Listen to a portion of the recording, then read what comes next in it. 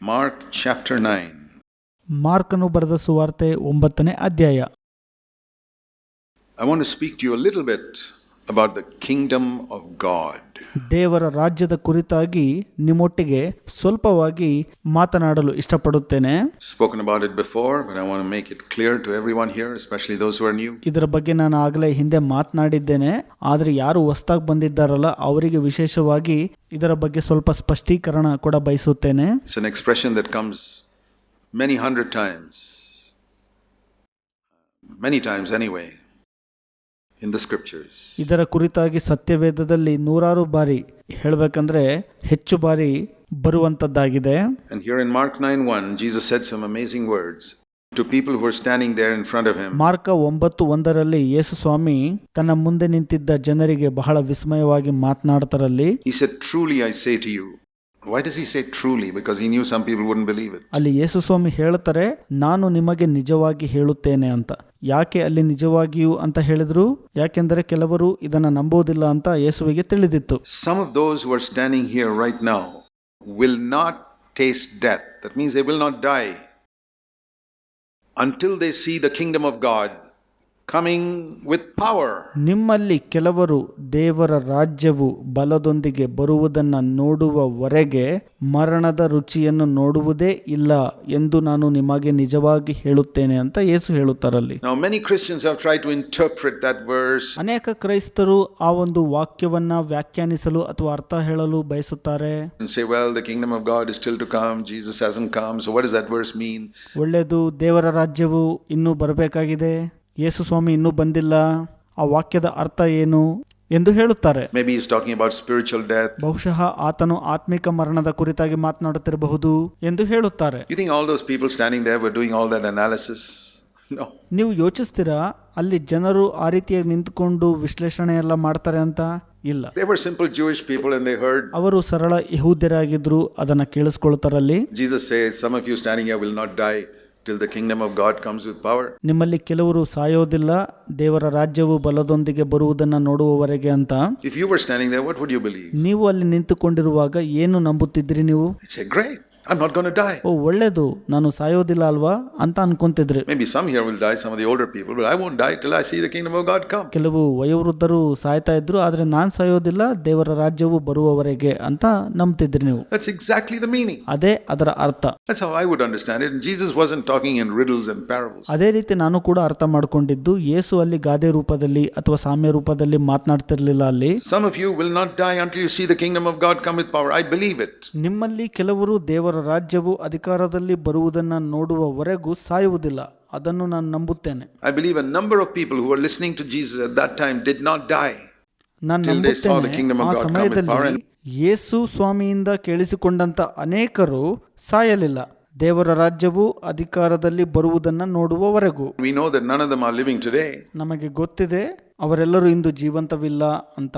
They all died long ago. ಅವರೆಲ್ಲ ಬಹಳ ಹಿಂದೆನೆ ಪೂರ್ವಕಾಲದಲ್ಲಿ ಸತ್ತು ಹೋಗಿದ್ದಾರೆ. So what did this kingdom of God coming with power mean? ದೇವರ ರಾಜ್ಯವು ಬಲದೊಂದಿಗೆ ಬರುವುದರ ಅರ್ಥ ಏನು ಹಾಗಾದ್ರೆ? It does not refer to that day when Jesus comes and sets up his kingdom on earth. ಅದು ಈ ರೀತಿ ಅರ್ಥ ಅಲ್ಲ, ಯೇಸು ಸ್ವಾಮಿ ಇಹಲೋಕಕ್ಕೆ ಬಂದು ತನ್ನ ರಾಜ್ಯವನ್ನ ಸ್ಥಾಪಿತ ಮಾಡೋವರೆಗೂ ಎಂಬುದಾಗಿ ಅಲ್ಲ ಅಲ್ಲಿ. And the whole earth will be filled with the glory of the Lord and the kingdom of God will cover the whole earth. It's not referring to that day. ಇಡೀ ಭೂಲೋಕವು ಕರ್ತನ ಮಹಿಮೆಯಿಂದ ತುಂಬಿರುವಂತದ್ದು ಮತ್ತು ದೇವರ ರಾಜ್ಯವು ಇಡೀ ಭೂಲೋಕವನ್ನ ಮುಚ್ಚಿಕೊಂಡಿರುವಂತದ್ದು ಆ ದಿನದ ಕುರಿತಾಗಿ ಮಾತನಾಡ್ತಿಲ್ಲ. It must be something else. ಅದು ಬೇರೆನೇ ಇದೆ. See, kingdom is a word which is in the first century. Every country was a kingdom. ಮೊದಲ ಶತಮಾನದಲ್ಲಿ ರಾಜ್ಯ ಅಂದ್ರೆ ಪ್ರತಿಯೊಂದು ದೇಶವು ಒಂದು ರಾಜ್ಯವಾಗಿತ್ತು. Because every country had a king. ಯಾಕಂದ್ರೆ ಪ್ರತಿಯೊಂದು ದೇಶವು ಒಬ್ಬ ರಾಜನನ್ನ ಹೊಂದಿಕೊಂಡಿತ್ತು. Today the kingdoms in the world are just a few. ಇವತ್ತು ಲೋಕದಲ್ಲಿನ ರಾಜ್ಯವು ಕೆಲವು ಮಾತ್ರ ಇದೆ. Most countries in the world don't have a king. ಲೋಕದಲ್ಲಿನ ಅನೇಕ ದೇಶಗಳಲ್ಲಿ ರಾಜ ಎಂಬುವಂತವನು ಇಂದು ಇಲ್ಲ. So the word today is government. We don't say the kingdom of India, the government of India. ಇವತ್ತು ಪದ ಇರುವಂತದ್ದು ಸರ್ಕಾರ ಎಂಬುದಾಗಿ. ಇವತ್ತು ನಾವು ಭಾರತ ರಾಜ್ಯ ಎಂಬುದಾಗಿ ಕರೆಯುವುದಿಲ್ಲ, ಆದರೆ ಭಾರತ ಸರ್ಕಾರ ಎಂಬುದಾಗಿ ಕರೆಯುತ್ತೇವೆ. So it is the government of God. When the Bible says seek the kingdom of God first. ಸತ್ಯವೇದವು ದೇವರ ರಾಜ್ಯವನ್ನ ಮೊದಲು ಹುಡುಕಿರಿ ಎಂದು ಹೇಳುವಾಗ ಅದು ದೇವರ ಸರ್ಕಾರ ಎಂಬುದಾಗಿ. I used to think for years that meant missionary work or preaching the gospel. ಅನೇಕ ವರ್ಷಗಳ ಕಾಲ ನಾನು ಈ ರೀತಿ ಯೋಚಿಸುತ್ತಿದ್ದೆ, ಅದರ ಅರ್ಥ ಮಿಷನರಿ ಕೆಲಸ ಮಾಡುವುದು ಅಥವಾ ಸುವಾರ್ತೆಯನ್ನು ಸಾರುವುದು ಎಂಬುದಾಗಿ. But when I understood that kingdom today means government. ಇಂದು ನಾನು ಇದನ್ನು ಅರ್ಥ ಮಾಡಿಕೊಂಡಿದ್ದೇನೆ, ರಾಜ್ಯ ಎಂದರೆ ಸರ್ಕಾರ ಎಂಬುದಾಗಿ. That means I must have the government of God in my life. ಅದರರ್ಥ ದೇವರ ಸರ್ಕಾರವು ನನ್ನ ಜೀವಿತದ ಮೇಲೆ ಇರಬೇಕು ಎಂಬುದಾಗಿ. That means I must let God govern my life. Kingdom of God is righteousness. ಅದರ ಅರ್ಥ ನಾನು ದೇವರು ನನ್ನ ಜೀವಿತವನ್ನ ಆಳಲು ಬಿಡುವುದಾಗಿದೆ. ದೇವರ ರಾಜ್ಯವು ನೀತಿಯಾಗಿದೆ. That means when I work, whether I am at home, ಅದರ ಅರ್ಥ ನಾನು ಕೆಲಸ ಮಾಡುವಂತ ಸಂದರ್ಭದಲ್ಲಿ, ಅದು ಮನೆಯಲ್ಲಿರಬಹುದು, I must let the principles of God's kingdom, the kingdom of heaven, run everything in my life. ನನ್ನ ಜೀವಿತದಲ್ಲಿ ಪ್ರತಿಯೊಂದನ್ನು ದೇವರ ರಾಜ್ಯದ ತತ್ವಗಳು ಅಂದರೆ ಪರಲೋಕದ ರಾಜನು ನಡೆಸುವಂತೆ ನಾನು ಅನುಮತಿಸಬೇಕು. If you go to work in the midst of so many unbelievers in your office or factory, you are under the government of God. ನೀವು ಕೆಲಸಕ್ಕೆ ಹೋಗುವಾಗ, ನೀವು ಕೆಲಸ ಮಾಡುವಂಥ ಸ್ಥಳದಲ್ಲಿ ಅನೇಕ ಅವಿಶ್ವಾಸಿಗಳ ಮಧ್ಯದಲ್ಲಿ ನೀವಿರುವಾಗ ನೀವು ದೇವರ ಸರ್ಕಾರದ ಅಡಿಯಲ್ಲಿ ಇರಬೇಕು. You do things in a different way. ನೀವು ಪ್ರತಿಯೊಂದು ಸಂಗತಿಯನ್ನು ವ್ಯತ್ಯಾಸದಿಂದ ಮಾಡಬೇಕು. You don't fight or quarrel and stand on people's shoulders, push them down to get a promotion and no. You don't do all that. ನೀವು ಜಗಳ ಮಾಡಬಾರ್ದು, ಹೋರಾಟ ಮಾಡಬಾರ್ದು, ಅಥವಾ ಮತ್ತೊಬ್ಬರನ್ನ ಕೆಳಕ್ಕೆ ಹಾಕಬಾರ್ದು, ನಿಮಗೆ ಮುಂಬಡ್ತಿ ಅಥವಾ ಬಡ್ತಿ ದೊರಕುವ ಸಂಬಂಧ ಇವೆಲ್ಲ ಮಾಡಬಾರ್ದು. ನೀವು You live by the principles of God's kingdom. You are upright. You won't tell lies. You won't cheat. ನೀವು ದೇವರ ರಾಜ್ಯದ ತತ್ವಗಳ ಅನುಸಾರವಾಗಿ ಬದುಕ್ತಿರ್ತೀರಿ. ನೀವು ಸುಳ್ಳು ಹೇಳೋದಿಲ್ಲ, ವಂಚನೆ ಮಾಡೋದಿಲ್ಲ, ಆ ರೀತಿಯಾಗಿ ನೀತಿ ಉಳ್ಳವರಾಗಿ ಬದುಕ್ತಿರ್ತೀರಿ. You won't try to make money in wrong ways. You don't have any black money. ನೀವು ತಪ್ಪಾದ ಉದ್ದೇಶದಿಂದ ಹಣವನ್ನ ಮಾಡ್ತಿರೋದಿಲ್ಲ, ಅಥವಾ ನಿಮ್ಮ ಬಳಿ ಬ್ಲಾಕ್ ಮನಿ, ಕಪ್ಪು ಹಣ ಅನ್ನುವಂಥದ್ದು ಇರೋದಿಲ್ಲ. Everything is white. You're upright. ನಿಮ್ಮ ಬಳಿ ಇರುವಂಥ ಪ್ರತಿಯೊಂದು ಹಣವು ಸರಿಯಾದ ರೀತಿಯಲ್ಲಿ ಇರುತ್ತದೆ. ನೀವು ಆ ವಿಷಯದಲ್ಲಿ ನ್ಯಾಯವಂತರಾಗಿರ್ತೀರಿ. You're clear about everything in your life. ನಿಮ್ಮ ಜೀವಿತದಲ್ಲಿ ಪ್ರತಿಯೊಂದು ವಿಷಯದಲ್ಲೂ ಕೂಡ ಸ್ಪಷ್ಟವಾಗಿರ್ತೀರಿ, ಅಂದ್ರೆ ಶುದ್ಧವಾಗಿರ್ತೀರಿ. Because God is ruling and controlling you, and not only outwardly but even in your thoughts. ಯಾಕಂದ್ರೆ ದೇವರು ನಿಮ್ಮ ಜೀವಿತವನ್ನ ಆಳುತ್ತಿರುತ್ತಾನೆ ಮತ್ತು ನಿಯಂತ್ರಿಸುತ್ತಿರುತ್ತಾನೆ. ನೀವು ಆ ರೀತಿಯಾಗಿರುವಂಥದ್ದು ಕೇವಲ ಹೊರಗಡೆ ಮಾತ್ರ ಅಲ್ಲ, ನಿಮ್ಮ ಯೋಚನಾ ಜೀವಿತದಲ್ಲೂ ಕೂಡ. This is the government of God. When it says the government of God coming with power, ಇದು ದೇವರ ಸರ್ಕಾರ, ದೇವರ ಸರ್ಕಾರವು ಅಧಿಕಾರದೊಂದಿಗೆ ಬರುತ್ತದೆ ಎಂದು ಇಲ್ಲಿ ಹೇಳುವಾಗ, and when I hear that word power, I'm reminded of Acts 1. Power. ನಾನು ಬಲ ಅಂತ ಕೇಳುವಾಗ ನಾನು ಅಪೊಸ್ತಲರ ಕೃತ್ಯಗಳು 1ನೇ ಅಧ್ಯಾಯವನ್ನ ನೆನಪು ಮಾಡಿಕೊಳ್ಳುತ್ತೇನೆ. ಅಲ್ಲಿ ಬಲದ ಬಗ್ಗೆ ಹೇಳಲಾಗಿದೆ. In Acts 1, Jesus said, ಅಪೊಸ್ತಲರ ಕೃತ್ಯಗಳು 1ನೇ ಅಧ್ಯಾಯದಲ್ಲಿ ಯೇಸು ಈ ರೀತಿ ಹೇಳಿದ್ದಾರೆ. Acts 1 and verse 8. ಅಪೊಸ್ತಲರ ಕೃತ್ಯಗಳು 1:8. You shall receive power when the Holy Spirit has come. ಪವಿತ್ರಾತ್ಮನು ನಿಮ್ಮ ಮೇಲೆ ಬಂದಾಗ ನೀವು ಬಲವನ್ನ ಹೊಂದುವಿರಿ. And earlier than that, after the resurrection, Acts 1 verse 3. ಅದಕ್ಕಿಂತ ಮುಂಚಿತವಾಗಿ ಅಪೊಸ್ತಲರ ಕೃತ್ಯಗಳು 1:3 ಹೇಳೋ ಪ್ರಕಾರ, ಆತನು ಪುನರುತ್ಥಾನದ ನಂತರ he presented himself alive after his suffering on the cross by many convincing proofs. ತಾನು ಶಿಲುಬೆಯಲ್ಲಿ ಶ್ರಮೆಯನ್ನು ಅನುಭವಿಸಿದ ನಂತರ ತಾನು ಜೀವಂತನಾಗಿದ್ದೇನೆಂದು ಅಪೊಸ್ತಲರಿಗೆ ತನ್ನನ್ನ ತೋರಿಸಿಕೊಂಡನು ಎಂಬುದಾಗಿ ಅಲ್ಲಿ ಹೇಳುತ್ತದೆ. And appeared to his disciples for 40 days. ಅಪೊಸ್ತಲರಿಗೆ 40 ದಿವಸಗಳ ತನಕ ತನ್ನನ್ನು ತೋರಿಸಿಕೊಂಡನು. And what did he speak in those 40 days? ಆ 40 ದಿನಗಳ ತನಕ ಯೇಸು ಸ್ವಾಮಿ ಏನಂತ ಮಾತನಾಡುತ್ತಿದ್ದರಲ್ಲಿ? The government of God. ದೇವರ ಸರ್ಕಾರದ ಕುರಿತಾಗಿ. That was his subject. ಅದು ಯೇಸು ಸ್ವಾಮಿಯ ವಿಷಯವಾಗಿತ್ತು. 40 days telling them about the kingdom or the government of God. 40 ದಿವಸಗಳ ತನಕ ದೇವರ ರಾಜ್ಯಕ್ಕೆ ಸಂಬಂಧಪಟ್ಟಂತ ವಿಷಯಗಳನ್ನ ಅವರೊಟ್ಟಿಗೆ ಮಾತನಾಡುತ್ತಿದ್ದರು. And then he said, ನಂತರ ಯೇಸು ಹೇಳ್ತಾರೆ, now that I've told you for 40 days about the government of God. ಈಗ ದೇವರ ರಾಜ್ಯಕ್ಕೆ ಸಂಬಂಧಪಟ್ಟಂತೆ 40 ದಿವಸಗಳ ತನಕ ನಿಮಗೆಲ್ಲ ಹೇಳಿದ್ದೇನೆ ಈಗಾಗಲೇ. Don't leave Jerusalem. ಯೆರೂಸಲೇಮನ್ನ ಬಿಟ್ಟು ಬಿಡಬೇಡ್ರಿ. Wait for what the Father has promised. What is that? ತಂದೆಯು ವಾಗ್ದಾನ ಮಾಡಿದ್ದಾರೆ, ಅದಕ್ಕೆ ಕಾಯ್ದುಕೊಳ್ಳ್ರಿ. ಏನದು? The power, verse 8, that will come upon you. The kingdom of God coming with power. 8ನೇ ವಚನ, ಬಲವು ನಿಮ್ಮ ಮೇಲೆ ಬರುವಂತದ್ದು, ದೇವರ ರಾಜ್ಯವು ಬಲದೊಂದಿಗೆ ಬರುವಂತದ್ದು. So you see the connection. ಇಲ್ಲಿ ಸಂಪರ್ಕ ನೋಡ್ರಿ ಏನಿದೆ ಅಂತ. So the kingdom of God came with power onto this earth on the day of Pentecost. ದೇವರ ರಾಜ್ಯವು ಬಲದೊಂದಿಗೆ ಪಂಚಶತಮ ದಿನದಂದು ಭೂಲೋಕಕ್ಕೆ ಬರುವಂತದ್ದು. When the Holy Spirit filled those 120 waiting people. ಪವಿತ್ರಾತ್ಮನು ಆ ಕಾಯುತ್ತಿರುವಂತ 120 ಜನರ ಮೇಲೆ ಬಂದಾಗ, And the external manifestations of wind and fire were only a little indication of something that was happening in the hearts of these 120. ಹೊರಗಡೆ ಸೂಚನೆಯಾದಂಥ ಗಾಳಿ ಮತ್ತು ಬೆಂಕಿಯು ಏನಂತ ಸೂಚಿಸುತ್ತಿತ್ತಪ್ಪ ಅಂದರೆ ಆ 120 ಜನರ ಹೃದಯದಲ್ಲಿ ಏನಾಗ್ತಿತ್ತಲ್ಲ ಅದರ ಸೂಚನೆಯಾಗಿತ್ತಷ್ಟೇ ಅದು. The government of God came upon them. All their differences and fighting with each other disappeared. ದೇವರ ಸರ್ಕಾರವು ಅವರ ಮೇಲೆ ಇಳಿದು ಬಂತು. ಅವರಲ್ಲಿದ್ದಂಥ ವ್ಯತ್ಯಾಸಗಳು, ಒಬ್ರಿಗೊಬ್ರು ಜಗಳ ಮಾಡಿಕೊಳ್ಳುವಂಥದ್ದು, ಹೋರಾಡುವಂಥದ್ದು ಎಲ್ಲ ಕಾಣದೆ ಹಾಗೆ ಆಗ್ಬಿಡ್ತು. They were like 120 pieces of iron. All separate pieces of iron, put in the furnace and came out as one solid piece of iron. ಆ 120 ಕಬ್ಬಿಣದ ಚೂರುಗಳು, ಆ ಬೇರೆ ಬೇರೆ ಕಬ್ಬಿಣದ ಚೂರುಗಳು ಕುಲುಮೆಯಲ್ಲಿ ಹಾಕಲ್ಪಟ್ಟಾಗ ಒಂದು ಉತ್ತಮವಾದ ಕಬ್ಬಿಣದ ತುಂಡಾಗಿ ಅದು ಹೊರಗೆ ಬಂದಿತು. That is the church. ಅದೇ ಸಭೆಯಾಗಿದೆ. When the fire of God melts our individual ambitions and desires and aims and makes us one, and Christ is the head. ದೇವರ ಅಗ್ನಿಯು ಪ್ರತಿಯೊಬ್ಬರ ವೈಯಕ್ತಿಕ ಬಯಕೆಗಳನ್ನು, ಮಹತ್ವಾಕಾಂಕ್ಷೆಗಳನ್ನು ಕರಗಿಸಿ ಅವರೆಲ್ಲರನ್ನೂ ಒಂದಾಗಿ ಮಾಡುವಂಥದ್ದಾಗಿದೆ. ಅದಕ್ಕೆ ಕ್ರಿಸ್ತನೇ ತಲೆಯಾಗಿರುತ್ತಾನೆ. It's interesting if you turn back in Matthew chapter 3. ಇದು ಒಂದು ಆಸಕ್ತಿಕರ ವಿಷಯ. ಮತ್ತಾಯ 3ನೇ ಅಧ್ಯಾಯಕ್ಕೆ ನೀವು ಹಿಂತಿರುಗಿಸಿಕೊಳ್ಳುವಾಗ, You know, John the Baptist was the one who came as a forerunner for Christ. ಸ್ನಾನಿಕನಾದ ಯೋಹಾನನು ಕ್ರಿಸ್ತನಿಗೆ ಮುಂದಾಗಿ ಬಂದಂತವನಾಗಿದ್ದನು. And God sent John the Baptist to prepare the way.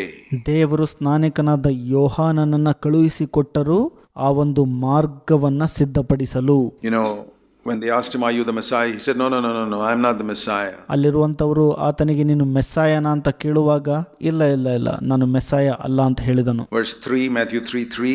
ಮತ್ತಾಯ 3:3, I am the one referred to in Isaiah the prophet. ಅಡವಿಯಲ್ಲಿ ಕೂಗುವ ಒಬ್ಬನ ಸ್ವರವಿದೆ ಎಂಬುದಾಗಿ ಪ್ರವಾದಿಯಾದ ಯೆಶಾಯನಿಂದ ಹೇಳಲ್ಪಟ್ಟವನು ನಾನೇ ಅಂತ ಹೇಳ್ತಾನೆ. Who said, someone who is preaching, make ready the way of the Lord.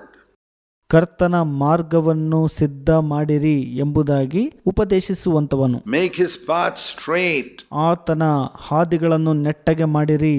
I have come to prepare the way for someone greater than me who is coming. ನಾನು ಮಾರ್ಗವನ್ನ ಸಿದ್ಧ ಮಾಡಲು ಬರ್ತಾ ಇದ್ದೀನಿ, ನನಗಿಂತ ಇನ್ನೂ ದೊಡ್ಡವನು ಬರಲಿಕ್ಕಿದ್ದಾನೆ. That is Jesus Christ. ಅದು ಯೇಸು ಕ್ರಿಸ್ತನು. And if you accept me, I've just come to prepare the road for the Messiah to come walk into your lives. ಮೆಸ್ಸಾಯನು ನಿಮ್ಮ ಜೀವಿತದಲ್ಲಿ ನಡೆಯಲು ಸಹಾಯವಾಗುವಂತೆ ನಾನು ಮಾರ್ಗವನ್ನು ಸಿದ್ಧ ಮಾಡಲು ಬಂದಿದ್ದೇನಷ್ಟೇ ಅಂತ ಹೇಳುತ್ತಾನಲ್ಲಿ. And Israel rejected him. ಆದರೆ ಇಸ್ರಾಯೇಲು ಆತನನ್ನ ತಿರಸ್ಕಾರ ಮಾಡಿತು. A lot of people like to listen to him. ಅನೇಕ ಜನರು ಆತನಿಂದ ಕೇಳಿಸಿಕೊಳ್ಳಲು ಇಷ್ಟಪಟ್ಟರು. We read about Herod in Mark 6 and verse 20. Mark 6ನೇ ಅಧ್ಯಾಯ 20ನೇ ವಚನದಲ್ಲಿ ಹೆರೋದನ ಕುರಿತಾಗಿ ನಾವು ಓದಿಕೊಳ್ಳುತ್ತೇವೆ. Herod liked to listen to John the Baptist. ಹೆರೋದನು ಸ್ನಾನಿಕನಾದ ಯೋಹಾನನಿಂದ ಕೇಳಿಸಿಕೊಳ್ಳಲು ಇಷ್ಟಪಡುತ್ತಿದ್ದನು, ಅಂದರೆ ಬಯಸುತ್ತಿದ್ದನು. Herod enjoyed listening to him. The last part of Mark 6:20. Mark 6:20 ಕಡೆಯ ಭಾಗ, ಸ್ನಾನಿಕನಾದ ಯೋಹಾನನು ಹೇಳುವುದನ್ನ ಸಂತೋಷದಿಂದ ಕೇಳುತ್ತಿದ್ದನು. He enjoyed listening to John the Baptist. ಸ್ನಾನಿಕನಾದ ಯೋಹಾನನಿಂದ ಕೇಳಿಸಿಕೊಳ್ಳುವುದನ್ನ ಬಹಳ ಸಂತೋಷ ಪಡುತ್ತಿದ್ದನವನು. He enjoyed listening to this fiery preacher who says, "Turn from your sins." ಬೆಂಕಿಯುಳ್ಳಂತ ಸಂದೇಶ, ಪಾಪದಿಂದ ತಿರುಗಿಕೊಳ್ಳಿರಿ ಎಂಬ ಸಂದೇಶವನ್ನ ಕೇಳಿಸಿಕೊಳ್ಳಲು ಸಂತೋಷ ಪಡುತ್ತಿದ್ದನು. Make the path straight, make all the crooked places straight, and ಹಾದಿಯನ್ನ ನೆಟ್ಟಗೆ ಮಾಡಿರಿ, ಡೊಂಕುಳ್ಳಂತ ದಾರಿಯನ್ನ ಸರಿಪಡಿಸಿರಿ ಎಂಬುವಂತ ಸಂದೇಶ. bring the mountains down and lift the valleys up. ಬೆಟ್ಟವು ತಗ್ಗಿಸಲ್ಪಡುವುದು, ಡೊಂಕಾದುವುಗಳು ನೆಟ್ಟಗಾಗುವವು, Make the rough places smooth, and ಕೊರಕಲಾದ ದಾರಿಗಳು ಸಮವಾಗುವವು. Herod said, "Wow." ಹೆರೋದನು wow, ಅದ್ಭುತ ಅಂತ ಹೇಳಿದನು. He's not like these boring Pharisees. It's good to listen to this guy. ಫರಿಸಾಯರ ರೀತಿಯಲ್ಲಿ ಬೇಸರಪಡಿಸುವಂತ ಸಂದೇಶ ಈತನಲ್ಲಿಲ್ಲ, ಈತನಿಂದ ಕೇಳಿಸಿಕೊಳ್ಳುವಂತದ್ದು ಸಂತೋಷ ಅಂತ ಹೇಳಿದನು. Did it change him? No.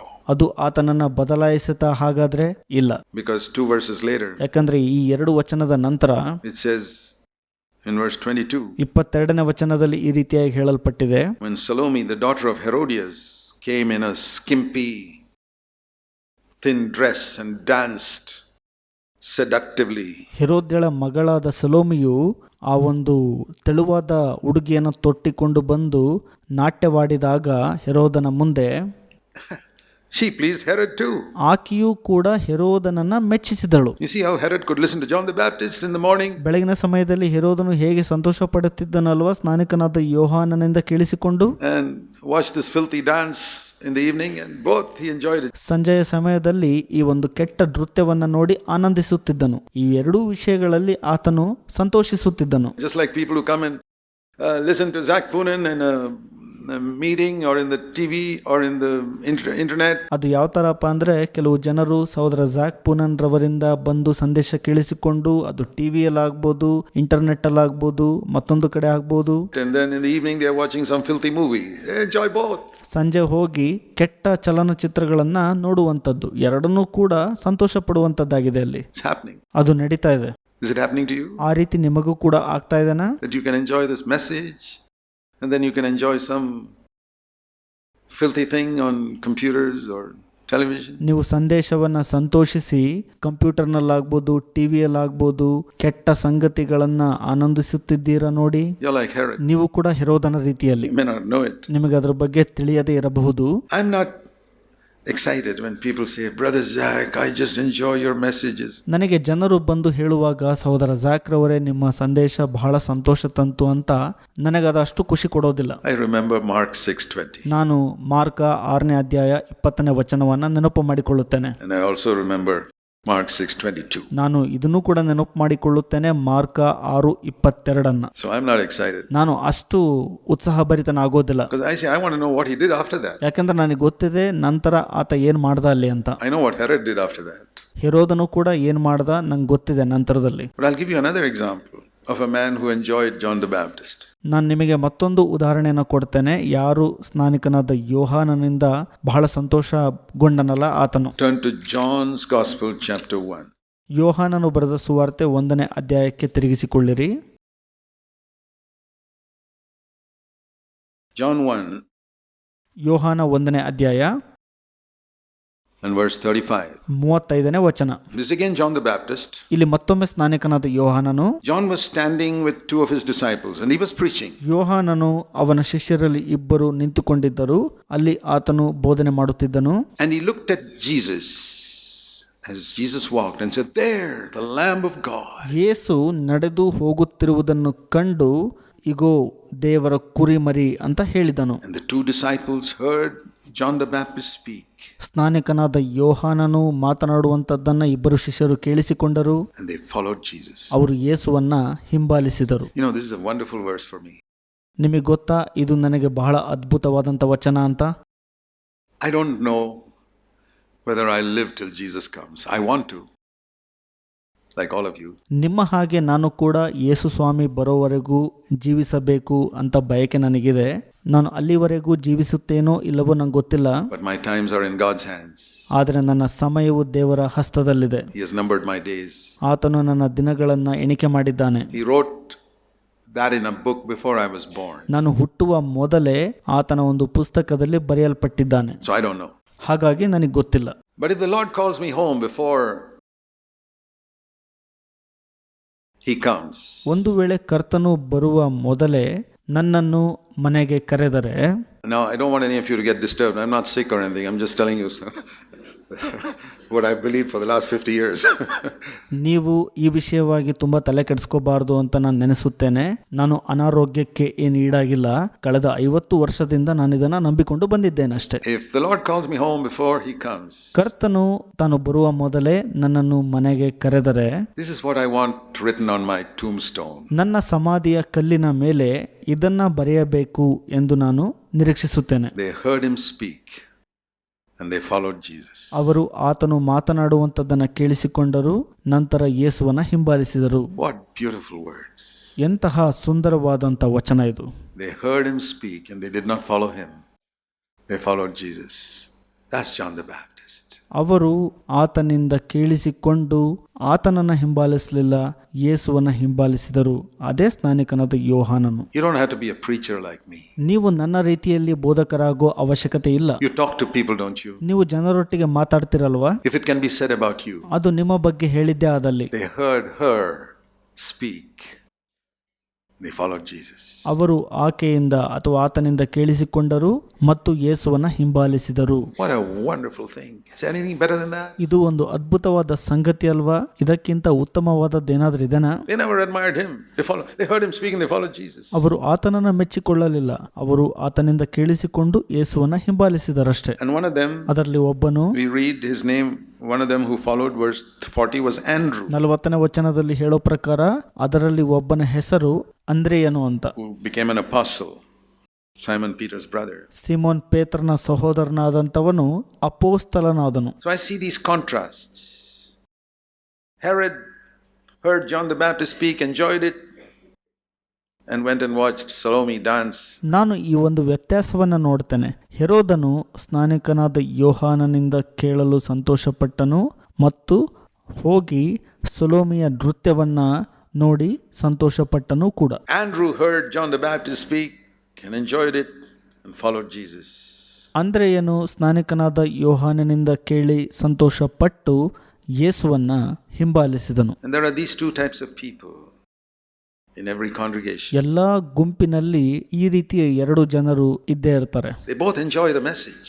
ಅವರಿಬ್ಬರು ಕೂಡ ಸಂದೇಶವನ್ನ ಕೇಳಿ ಸಂತೋಷಪಟ್ಟರು. They both enjoy hearing a man who is anointed. ಅಭಿಷಕ್ತನಾದ ಮನುಷ್ಯನಿಂದ ಕೇಳಿಸಿಕೊಂಡು ಸಂತೋಷಪಟ್ಟರು. But the result is very different after the meeting is over. ಆದರೆ ಫಲಿತಾಂಶ ಬಹಳ ವ್ಯತ್ಯಾಸದಿಂದ ಕೂಡಿತ್ತು ಕೂಟವು ಮುಗಿದ ನಂತರ. The rest of the day, the rest of the week, the rest of the year. ದಿನದ ಮಿಕ್ಕ ಭಾಗದಲ್ಲಿ, ಮಿಕ್ಕ ವಾರದಲ್ಲಿ ಮತ್ತು ಮಿಕ್ಕ ವರ್ಷದಲ್ಲಿ. I hope all of you will follow Andrew and not Herod. ನನಗೆ ನಿರೀಕ್ಷೆ ಇದೆ, ನೀವು ಹೆರೋದನನ್ನು ಅಲ್ಲ ಅಂದ್ರೆಯನನ್ನು ಹಿಂಬಾಲಿಸುವರಾಗಿರ್ತೀರಿ ಅಂತ. Not only he followed Jesus, he went and called his relatives. Say, come and see. ಆತನು ಯೇಸುವನ್ನ ಹಿಂಬಾಲಿಸಿದ್ದು ಮಾತ್ರ ಅಲ್ಲ, ಸಂಬಂಧಿಕರನ್ನ ಕರೆದು ಬಂದು ನೋಡಿರಿ ಎಂಬುದಾಗಿ ಹೇಳಿದನು. He called his Peter. He wanted others to get the blessing. ಪೇತ್ರನನ್ನ ಕರೆದನು. ಆತನಿಗೆ ಇತರರು ಕೂಡ ಆಶೀರ್ವಾದ ದೊರಕಿಸಿಕೊಳ್ಳಬೇಕೆಂಬ ಬಯಕೆ ಇತ್ತು. I hope you will do that too. ನೀವು ಕೂಡ ಅದನ್ನೇ ಮಾಡ್ತೀರಿ ಅಂತ ನನಗೆ ನಿರೀಕ್ಷೆ ಇದೆ. That is how CFC has grown through the years. ಈ ಎಲ್ಲಾ ವರ್ಷಗಳಲ್ಲಿ CFCಯು ಬೆಳೆದದ್ದು ಅದೇ ರೀತಿಯಾಗಿ. One person heard a man of God speak and followed Jesus. ಒಬ್ಬ ಮನುಷ್ಯನು ದೈವಿಕ ಮನುಷ್ಯನಿಂದ ಕೇಳಿಸಿಕೊಂಡು ಯೇಸುವನ್ನ ಹಿಂಬಾಲಿಸಿದನು. And he said, this is not enough for me. I must get somebody else also. ಇದು ಇಷ್ಟಕ್ಕೆ ಸಾಕಾಗೋದಿಲ್ಲ, ಇನ್ನೊಬ್ಬರನ್ನು ಕೂಡ ಕರೆತರಬೇಕು ಎಂಬುದಾಗಿ ಬಯಸಿದನು. You know, that's how we have grown. We have not had these what they call big evangelistic meetings in Bangalore. We never had. ಈ ರೀತಿಯಾಗಿ ನಾವು ಒಟ್ಟಾಗಿ ಬೆಳೆದವು. ನಾವು ಸೌವಾರ್ತಿಕತೆ ಅಂದ್ರೆ ಸುವಾರ್ತೆಯನ್ನು ಸಾರುವಂತ ಕೂಟ ಎಂಬುದಾಗಿ ಬೆಂಗಳೂರಿನಲ್ಲಿ ದೊಡ್ಡದಾಗೇನು ಮಾಡಲಿಲ್ಲ. No, never. That's not the way we grow. We've grown by personal evangelism. ಇಲ್ಲ, ನಾವು ಆ ರೀತಿಯಾಗಿ ಬೆಳೆಯಲಿಲ್ಲ. ನಾವು ವೈಯಕ್ತಿಕ ಸುವಾರ್ತೆಯನ್ನ ಸಾರುವ ಮುಖಾಂತರ ಬೆಳೆದವು. One person telling another, hey, come and listen. ಒಬ್ಬ ವ್ಯಕ್ತಿಯು ಹೋಗಿ ಹೇಳುವಂತದ್ದು ಬಂದು ಕೇಳಿಸಿಕೋ ಅಂತ. That's how later on it says Philip found Nathanael. You read later on in the same chapter. ನಂತರ ಅದೇ ಅಧ್ಯಾಯದಲ್ಲಿ ನೀವು ಓದ್ತೀರಿ, ಫಿಲಿಪ್ಪನು ನತಾನೇಲನನ್ನ ಕಂಡುಕೊಂಡನು ಎಂಬುದಾಗಿ. And that's continuing for 2000 years, and we can add some verses now from CFC. ಅದು 2000 ವರ್ಷಗಳಿಂದ ಅದೇ ರೀತಿಯಾಗಿ ನಡೀತಾ ಇದೆ. ಈಗ ನಾವು CFC ಇಂದ ಕೆಲವು ಮಾತುಗಳನ್ನು ಕೂಡ ಸೇರಿಸಬಹುದು. So and so found so, and there are many people sitting right here who can say somebody else invited me here, that's how I came. ಒಬ್ಬರು ಹೋಗಿ ಮತ್ತೊಬ್ಬರನ್ನ ಕಂಡುಕೊಂಡರು, ಮತ್ತೊಬ್ಬರು ಹೋಗಿ ಇನ್ನೊಬ್ಬರನ್ನ ಕಂಡುಕೊಂಡರು. ನೀವು ಯಾರನ್ನಾದ್ರೂ ಈ ರೀತಿ ಕೇಳುವಾಗ ಯಾರೋ ನನಗೆ ಆಹ್ವಾನಿಸಿದ್ರು, ನಾನು ಬಂದೆ ಅಂತ ಹೇಳ್ತಾರೆ. And then I brought my brother and somebody else, and that's how we've grown. ನಾನು ನನ್ನ ಸಹೋದರನನ್ನ ಕರೆತಂದೆ, ಇತರರನ್ನ ಕರೆತಂದೆ, ಆ ರೀತಿಯಾಗಿ ಬೆಳೆಯಲ್ಪಟ್ಟಿದೆ ಇದು. What did John the Baptist preach? ಸ್ನಾನಿಕನಾದ ಯೋಹಾನನು ಏನಂತ ಬೋಧಿಸಿದನು? Turn back again to Matthew chapter 3. ಮತ್ತಾಯ 3ಕ್ಕೆ ಮತ್ತೊಮ್ಮೆ ತಿರುಗಿಸಿಕೊಳ್ಳ್ರಿ. In Matthew chapter 3, he said, ಮತ್ತಾಯ 3ನೇ ಅಧ್ಯಾಯದಲ್ಲಿ ಈ ರೀತಿಯಾಗಿ ಹೇಳ್ತಾನಾತ, how did he prepare the way for Jesus? ಹೇಗೆ ಆತನು ಯೇಸುವಿಗಾಗಿ ಮಾರ್ಗವನ್ನ ಸಿದ್ಧ ಮಾಡಿದನು? Matthew 3 verse 2, repent. That was his first word. ಮತ್ತಾಯ 3:2, ಮಾನಸಾಂತರ ಪಡಿರಿ, ಇದೇ ಆತನು ನುಡಿದಂತ ಮೊದಲ ಮಾತು. That's what all the prophets in the Old Testament preached. ಅದನ್ನೇ ಹಳೆ ಒಡಂಬಡಿಕೆಯಲ್ಲಿದ್ದಂತ ಎಲ್ಲಾ ಪ್ರವಾದಿಗಳು ಬೋಧಿಸಿದ್ದಾಗಿದೆ. Every prophet in the Old Testament, his fundamental message was repent. ಹಳೆಯ ಒಡಂಬಡಿಕೆಯಲ್ಲಿರುವಂತ ಪ್ರತಿಯೊಬ್ಬ ಪ್ರವಾದಿಯ ಮೂಲಭೂತ ಸಂದೇಶವು ಮಾನಸಾಂತರ ಪಡಿರಿ ಎಂಬುದಾಗಿತ್ತು. Turn back to God. ದೇವರ ಕಡೆಗೆ ತಿರುಗಿಕೊಳ್ಳಿರಿ. But John added one more thing, ಆದರೆ ಸ್ನಾನಿಕನಾದ ಯೋಹಾನನು ಮತ್ತೊಂದನ್ನ ಸೇರಿಸಿದನು, which nobody preached till then. Right from Moses onwards, nobody preached this second part. ಇಲ್ಲಿಯವರೆಗೂ ಮೋಶೆಯಿಂದಾಗಲಿ ಅಥವಾ ಇತರರಿಂದಾಗಲಿ ಈ ಎರಡನೇ ಭಾಗವನ್ನ ಬೋಧಿಸಲ್ಪಟ್ಟಿಲ್ಲ. The kingdom of heaven is near. ಪರಲೋಕ ರಾಜ್ಯವು ಸಮೀಪವಾಗಿದೆ. That nobody said. ಅದು ಯಾರು ಕೂಡ ಹೇಳಲಿಲ್ಲ. So when John was saying, turn around, for the kingdom of heaven is now come. ಯೋಹಾನನು ಈ ರೀತಿ ಹೇಳುವಾಗ, ತಿರುಗಿಕೊಳ್ಳಿರಿ, ಪರಲೋಕ ರಾಜ್ಯವು ಸಮೀಪವಾಗಿದೆ. What he was saying is, 1,500 years, you Israelites, from the time of Moses till now. ಆತನು ಏನಂತ ಹೇಳ್ತಿದ್ದಪ್ಪ ಅಂದ್ರೆ, 1500 ವರ್ಷಗಳು ಮೋಶೆಯಿಂದ ಇಲ್ಲಿಯವರೆಗೂ ಇಸ್ರಾಯೇಲರೇ ನೀವು You've heard the gospel to Israel, ಇಸ್ರಾಯೇಲರಿಗೆ ಸುವಾರ್ತೆಯನ್ನ ನೀವೆಲ್ಲರೂ ಕೇಳಿಸಿಕೊಂಡಿದ್ದೀರಿ, which is Deuteronomy 28. ಅದು ಧರ್ಮೋಪದೇಶ ಕಾಂಡ 28ನೇ ಅಧ್ಯಾಯ. God will make you prosperous. ದೇವರು ನಿಮ್ಮನ್ನ ಅಭಿವೃದ್ಧಿ ಪಡಿಸುತ್ತಾರೆ. God will defeat your enemies. ದೇವರು ನಿಮ್ಮ ವೈರಿಗಳನ್ನ ಸೋಲಿಸುತ್ತಾರೆ. Enemies meaning not the lust in our flesh, ವೈರಿ ಅಂದ್ರೆ ನಮ್ಮ ಮಾಂಸದಲ್ಲಿರುವಂತ ಮೋಹ ಅಥವಾ ಇಚ್ಛೆ ಅಲ್ಲ, but the Syrians and the Moabites and Ammonites and Egypt and all that. ಅದು ಸಿರಿಯೋ, ಮೋವಾಬ್ಯರು, ಅಮೋರಿಯರು, ಐಗುಪ್ತದವರು, ಇದು ವೈರಿಗಳು ಅಂದ್ರೆ ಅವರಿಗಲ್ಲಿ. God will defeat your enemies and ದೇವರು ನಿಮ್ಮ ವೈರಿಗಳನ್ನ ಸೋಲಿಸುತ್ತಾನೆ ಮತ್ತು you will be the head of all the nations of the earth and you won't be the tail. This is all in Deuteronomy 28. ನೀವು ಲೋಕದ ಎಲ್ಲಾ ಕಡೆಗೆ ತಲೆಯಾಗಿರ್ತೀರಿ, ಬಾಲವಾಗಿರುವುದಿಲ್ಲ ಎಂಬುದಾಗೆಲ್ಲ ಧರ್ಮೋಪದೇಶ ಕಾಂಡ 28ನೇ ಅಧ್ಯಾಯದಲ್ಲಿ ಹೇಳಲ್ಪಟ್ಟಿದೆ. And you will be healthy, you won't be sick. ನೀವು ಆರೋಗ್ಯವುಳ್ಳವರಾಗಿರ್ತೀರಿ, ಅನಾರೋಗ್ಯಕ್ಕೆ ಈಡಾಗುವುದಿಲ್ಲ. It's all earthly blessings. ಇವೆಲ್ಲ ಇಹಲೋಕದ ಆಶೀರ್ವಾದಗಳು. Every blessing was earthly. ಪ್ರತಿಯೊಂದು ಆಶೀರ್ವಾದವು ಇಹಲೋಕಕ್ಕೆ ಸಂಬಂಧಪಟ್ಟವುಗಳಾಗಿದ್ದವು. And if you disobey God, every curse was earthly. ನೀವು ದೇವರಿಗೆ ಅವಿಧೇಯರಾಗುವುದಾದರೆ ಪ್ರತಿಯೊಂದು ಶಾಪವು ಇಹಲೋಕದ್ದಾಗಿರುತ್ತದೆ. No mention of heaven or hell in the promises or the curses in the Old Testament. ಹಳೆ ಒಡಂಬಡಿಕೆಯ ಶಾಪದ ವಾಗ್ದಾನಗಳಲ್ಲಿ ಪರಲೋಕ ಮತ್ತು ನರಕ ಎಂಬುದಾಗಿ ನಮೂದಾಗಿಲ್ಲ. It was only earthly. ಇವೆಲ್ಲವೂ ಇಹಲೋಕಕ್ಕೆ ಸಂಬಂಧಪಟ್ಟದ್ದು ಮಾತ್ರ ಆಗಿತ್ತು. God had blessed them with every earthly blessing, with every material blessing in earthly places in Moses. We could say that. ದೇವರು ಅವರಿಗೆ ಇಹಲೋಕದ ಮತ್ತು ಭೌತಿಕ ಆಶೀರ್ವಾದಗಳನ್ನ ಇಹಲೋಕದ ಸ್ಥಳಗಳಲ್ಲಿ ಮೋಶೆಯಲ್ಲಿ ಅನುಗ್ರಹಿಸಿದನು. ಇದನ್ನು ನಾವು ಹೇಳಬಹುದಾಗಿದೆ. New Testament, Ephesians 1:3, God says He has blessed us with every spiritual blessing in heavenly places in Christ. ಆದರೆ ಹೊಸ ಒಡಂಬಡಿಕೆಯಲ್ಲಿ ಎಫೆಸ 1:3 ಈ ರೀತಿ ಹೇಳುತ್ತೆ, ಆತನು ಪರಲೋಕದಲ್ಲಿನ ಸಕಲ ಆತ್ಮಿಕ ಆಶೀರ್ವಾದಗಳನ್ನು ನಮಗೆ ಕ್ರಿಸ್ತನಲ್ಲಿ ಅನುಗ್ರಹಿಸಿದ್ದಾನೆ ಅಂತ. The Old Testament, He blessed them with every material blessing, physical blessing in earthly places in Moses. ಹಳೆ ಒಡಂಬಡಿಕೆಯಲ್ಲಿ ದೇವರು ಭೌತಿಕ ಮತ್ತು ದೈಹಿಕ ಆಶೀರ್ವಾದಗಳನ್ನ ಇಹಲೋಕದ ಸ್ಥಳಗಳಲ್ಲಿ ಮೋಶೆಯಲ್ಲಿ ದಯಪಾಲಿಸಿದನು. For 1500 years they had that and they really found 1500 ವರ್ಷಗಳ ಕಾಲ ಅದನ್ನು ಅವರು ಹೊಂದಿಕೊಂಡಿದ್ರು, ಅವರು ನಿಜವಾಗಿ ಅದನ್ನ ಕಂಡುಕೊಂಡ್ರು. that if they honored God they became rich they were healthy, ಅವರು ದೇವರನ್ನ ಸನ್ಮಾನಿಸಿದರು, ಐಶ್ವರ್ಯವಂತರಾದರು ಮತ್ತು ಆರೋಗ್ಯವುಳ್ಳವರಾದರು. and whenever they honored God, their enemies were defeated. ಅವರು ಯಾವಾಗಲಾದರೂ ದೇವರನ್ನ ಸನ್ಮಾನಿಸುವಾಗ ಅವರ ವೈರಿಗಳು ಸೋತು ಹೋಗ್ತಿದ್ರು. God himself would send angels to fight their enemies. It was amazing. ದೇವರು ಸ್ವಂತ ದೂತರನ್ನ ಕಳಿಸಿ ಕೊಡುತ್ತಿದ್ರು ಅವರನ್ನ ಸೋಲಿಸಲು. ಇದು ಒಂದು ದೊಡ್ಡ ವಿಸ್ಮಯ. But not one word about heaven. ಆದರೆ ಪರಲೋಕದ ಬಗ್ಗೆ ಒಂದೇ ಒಂದು ಪದ ಕೂಡ ಅಲ್ಲಿ ಇಲ್ಲ. Not one word about being an inner partaking of divine nature.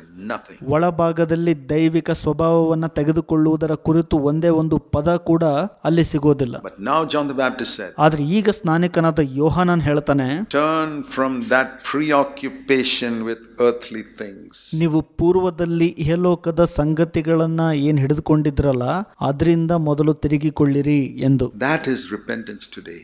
ಅದು ಇಂದು ಮಾನಸಾಂತರ ಎಂಬುದಾಗಿದೆ. And that message is almost not preached in Christendom. ಕ್ರೈಸ್ತತ್ವದಲ್ಲಿ ಈ ಸಂದೇಶವು ಸಾರಲ್ಪಡುತ್ತಿಲ್ಲ ಹೆಚ್ಚಾಗಿ.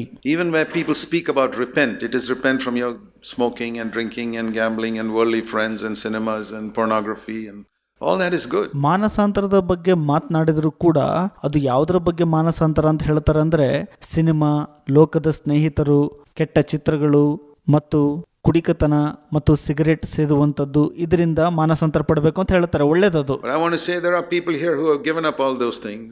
ನಾನು ಈ ಎಲ್ಲಾ ಸಂಗತಿಗಳನ್ನ ಏನ್ ಬಿಟ್ಕೊಟ್ಟಿದಾರಲ್ಲ ಆ ಜನರಿಗೆ ಹೇಳಕ್ ಇಷ್ಟಪಡ್ತೇನೆ. But you may be still preoccupied with earthly things. ನೀವಿನ್ನೂ ಇಹಲೋಕದ ಸಂಗತಿಗಳಲ್ಲಿ ಕೇಂದ್ರೀಕೃತರಾಗಿದ್ದೀರಿ ಅಂದ್ರೆ ಹಿಡಿದಿಟ್ಟುಕೊಂಡಿದ್ದೀರಿ. So you may say, if I don't think about earthly things, how will I live? ನೀವು ಹೇಳ್ಬಹುದು, ಇಹಲೋಕದ ಸಂಗತಿಗಳ ಬಗ್ಗೆ ನಾ ಚಿಂತಿಸಲಿಲ್ಲ ಅಂದ್ರೆ ಹೇಗೆ ಜೀವಿಸೋದು ಅಂತ. God doesn't say you shouldn't think about it. ದೇವರು ಹೇಳ್ತಾ ಇಲ್ಲ ನೀವು ಅದ್ರ ಬಗ್ಗೆ ಯೋಚನೆ ಮಾಡಬಾರ್ದು ಅಂತ. But let the government of God control you as you do your earthly work. ಆದರೆ ದೇವರ ಸರ್ಕಾರವು ನೀವು ಇಹಲೋಕದ ಸಂಗತಿಗಳನ್ನ ಮಾಡುವಾಗ ನಿಯಂತ್ರಿಸುವಂತಿರಬೇಕು. When Jesus was a carpenter, Yesu ಸ್ವಾಮಿಯು ಬಡಗಿಯಾಗಿರುವಾಗ he wasn't reading the Bible or praying all the time on his knees. No. ಅವರು ಮೊಣಕಾಲೂರಿ ಆ ಸಮಯದಲ್ಲಿ ಯಾವಾಗಲೂ ಪ್ರಾರ್ಥನೆ ಮಾಡುವಂಥದ್ದು, ಸತ್ಯವೇದ ಓದುವಂಥದ್ದು ಮಾಡ್ತಿರ್ಲಿಲ್ಲ. ಇಲ್ಲ. If he had to make stools and benches, he had to concentrate to make sure it's all right. But ಅವರು ಮೇಜನ್ನ, ಕುರ್ಚಿಯನ್ನ ಸಿದ್ಧಪಡಿಸುವಾಗ ಎಲ್ಲ ಸರಿ ಇದೆನಾ ಅಂತ ನಿಶ್ಚಯಪಡಿಸಿಕೊಂಡು ಅದರ ಕಡೆ ಗಮನ ಹರಿಸ್ತಿದ್ರು. ಆದ್ರೆ the principles that governed his carpentry work were the principles of God's kingdom. ಯಾವ ಸರ್ಕಾರವು ಅವರ ಬಡಗಿ ಕೆಲಸವನ್ನ ನಿಯಂತ್ರಿಸುತ್ತಿತ್ತಪ್ಪ ಅಂದ್ರೆ ಅದು ದೇವರ ಸರ್ಕಾರವು. I will not cheat anybody. ನಾನು ಯಾರಿಗೂ ಕೂಡ ಮೋಸ ಮಾಡೋದಿಲ್ಲ. My aim is not to become the richest carpenter in Nazareth. No. ನಜರೇತಿನಲ್ಲಿ ನನ್ನ ಗುರಿ ಅತಿ ದೊಡ್ಡ ಶ್ರೀಮಂತನಾಗಬೇಕು ಎಂಬುದು ಇಲ್ಲ.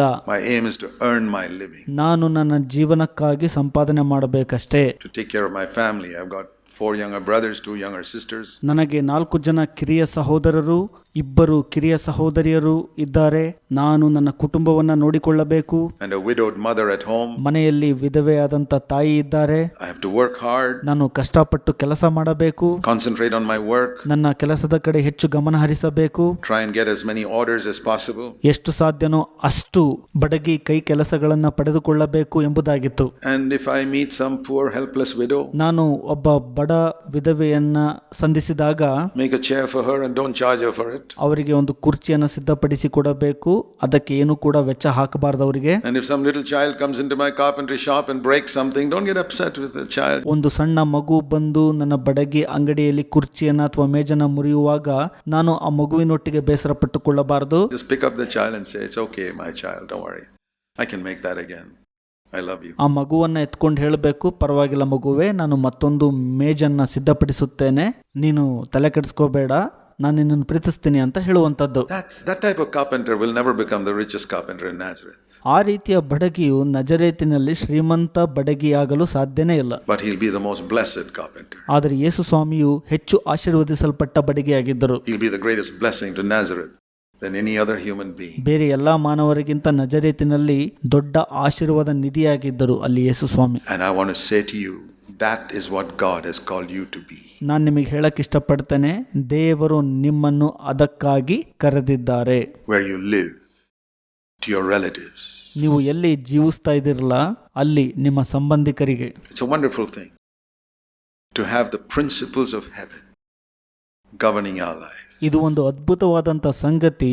ಪರಲೋಕದ ತತ್ವಗಳು ನಮ್ಮ ಜೀವಿತವನ್ನ ಆಳುವಂಥದ್ದು. Upright, We will not cheat. We will not be crooked. ನಾವು ನೀತಿವಂತರು, ನ್ಯಾಯವುಳ್ಳವರಾಗಿರಬೇಕು, ಮೋಸಪಡಿಸಬಾರದು ಮತ್ತು ಕೆಟ್ಟವರಾಗಿರಬಾರದು. We've operated like that in this church for 40 years.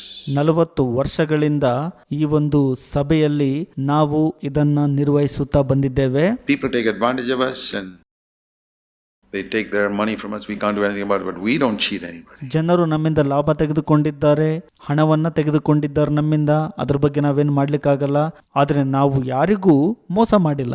Never. In 40 years we have never cheated anyone. ಇಲ್ಲ, ಈ 40 ವರ್ಷದಲ್ಲಿ ನಾವು ಯಾರಿಗೂ ಮೋಸ ಮಾಡಿಲ್ಲ. We have never cheated the government. We have never cheated human beings. ಸರ್ಕಾರಕ್ಕಾಗಲಿ ಮನುಷ್ಯರಿಗಾಗಲಿ ಯಾವುದೇ ವಿಷಯದಲ್ಲಿ ವಂಚನೆ ಮಾಡಿಲ್ಲ ನಾವು. If people cheat us, let them do that, but we don't cheat anyone. ಜನರು ನಮಗೆ ಮೋಸ ಪಡಿಸುವಾಗ ಅವರು ಮಾಡ್ಕೊಳ್ಳಿ ಅದನ್ನ, ಆದ್ರೆ ನಾವು ಅದನ್ನ ಹಿಂತಿರುಗಿ ಮಾಡೋಲ್ಲ. That's our principle. ಅದು ನಮ್ಮ ತತ್ವ. It's our principle in our personal life. ನಮ್ಮ ವೈಯಕ್ತಿಕ ಜೀವಿತದಲ್ಲಿ ಈ ಒಂದು ತತ್ವ ಇರಬೇಕು. I can say that before God today. I've not cheated anyone in my life.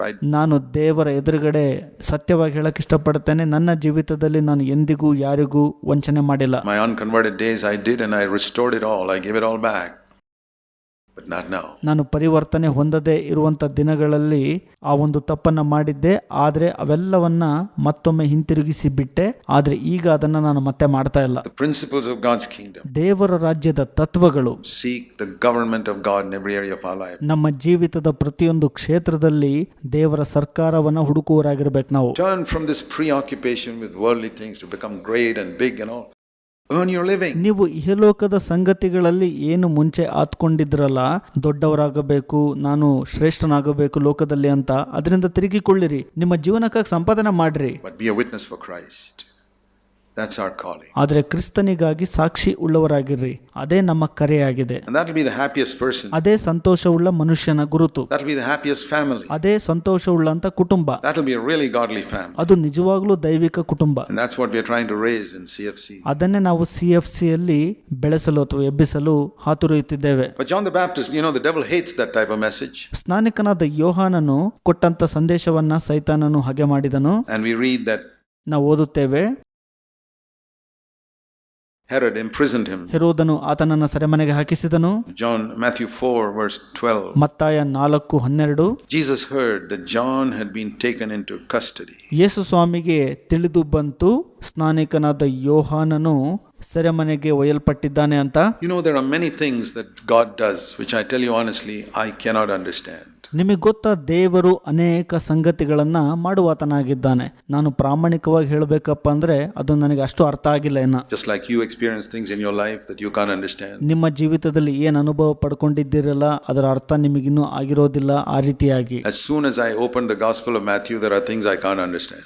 ನಾನು ಮತ್ತಾಯನು ಬರೆದ ಸುವಾರ್ತೆಯಲ್ಲಿನ ಕೆಲವೊಂದನ್ನ ತೆಗೆದು ನೋಡುವಾಗ ಅಷ್ಟು ಬೇಗ ನನಗೆ ಅರ್ಥ ಆಗೋದಿಲ್ಲ. And then I say, Lord, that's because I'm human. ಆಗ ನಾನು ಹೇಳುತ್ತೇನೆ, ಕರ್ತನೆ, ನಾನು ಒಬ್ಬ ಮಾನವನು. My way of thinking is so human. ನಾನು ಯೋಚಿಸುವಂತ ರೀತಿ ಮಾನವನಿಂದ ಕೂಡಿದೆ. God who sees the overall picture, ದೇವರು ಪ್ರತಿಯೊಂದು ಚಿತ್ರಣವನ್ನ ನೋಡುವಾತನಾಗಿದ್ದಾನೆ. sees the end from the beginning, sees 6,000 years of man's history. ಆತನು ಕಡೆಯಿಂದ ಪ್ರಾರಂಭದವರೆಗೂ ನೋಡುವಾತನಾಗಿದ್ದಾನೆ.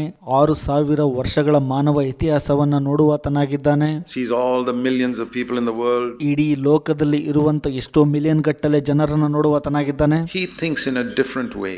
ದೇವರು ವ್ಯತ್ಯಾಸವುಳ್ಳಂತ ಮಾರ್ಗದಲ್ಲಿ ಯೋಚಿಸುತ್ತಾನೆ. Just like my little children, when they are small, 2-3 years old, they don't think like I think. ಅದು ಯಾವ ತರಪ್ಪ ಅಂದ್ರೆ, ನನ್ನ 2 ಮತ್ತು 3 ವರ್ಷದ ಮಕ್ಕಳು ನಾನು ಯೋಚಿಸುವ ರೀತಿಯಲ್ಲಿ ಯೋಚಿಸದೇ ಇರೋ ಪ್ರಕಾರ. I see a broader picture, they see a small thing. ನಾನು ವಿಶಾಲವಾದ ಚಿತ್ರಣದಲ್ಲಿ ನೋಡ್ತಾನೆ, ಅವರು ಬಹಳ ಸಣ್ಣದಾಗಿ ನೋಡ್ತಾರೆ. The same way I see with God, I'm like a little baby. ಅದೇ ರೀತಿ ನಾನು ಕೂಡ ದೇವರನ್ನ ಹಾಗೆ ನೋಡ್ತೀನಿ. ನಾನು ಒಂದು ಸಣ್ಣ ಮಗು ರೀತಿಯಲ್ಲಿ. God sees the whole picture. I'll give you one example. ದೇವರು ಇಡೀ ಚಿತ್ರಣವನ್ನ ನೋಡುತ್ತಾರೆ. ನಾನು ನಿಮಗೆ ಒಂದು ಉದಾಹರಣೆ ಕೊಡುತ್ತೇನೆ. Why should John be taken into custody? ಯಾಕೆ ಯೋಹಾನನು ಸೆರೆಮನೆಗೆ ಹಾಕಲ್ಪಟ್ಟನು? Man who's preaching such a fiery message. ಈತನು ಬೆಂಕಿ ಉಳ್ಳಂತ ಸಂದೇಶವನ್ನ ನೀಡುವ ವ್ಯಕ್ತಿಯಾಗಿದ್ದನು. Can't God kill Herod and keep John preaching? ದೇವರು ಹೆರೋದನನ್ನ ಕೊಂದು ಯೋಹಾನನನ್ನ ಬೋಧಿಸುವಂತೆ ಬಿಡಬಹುದಿತ್ತಲ್ವಾ? That's what I do.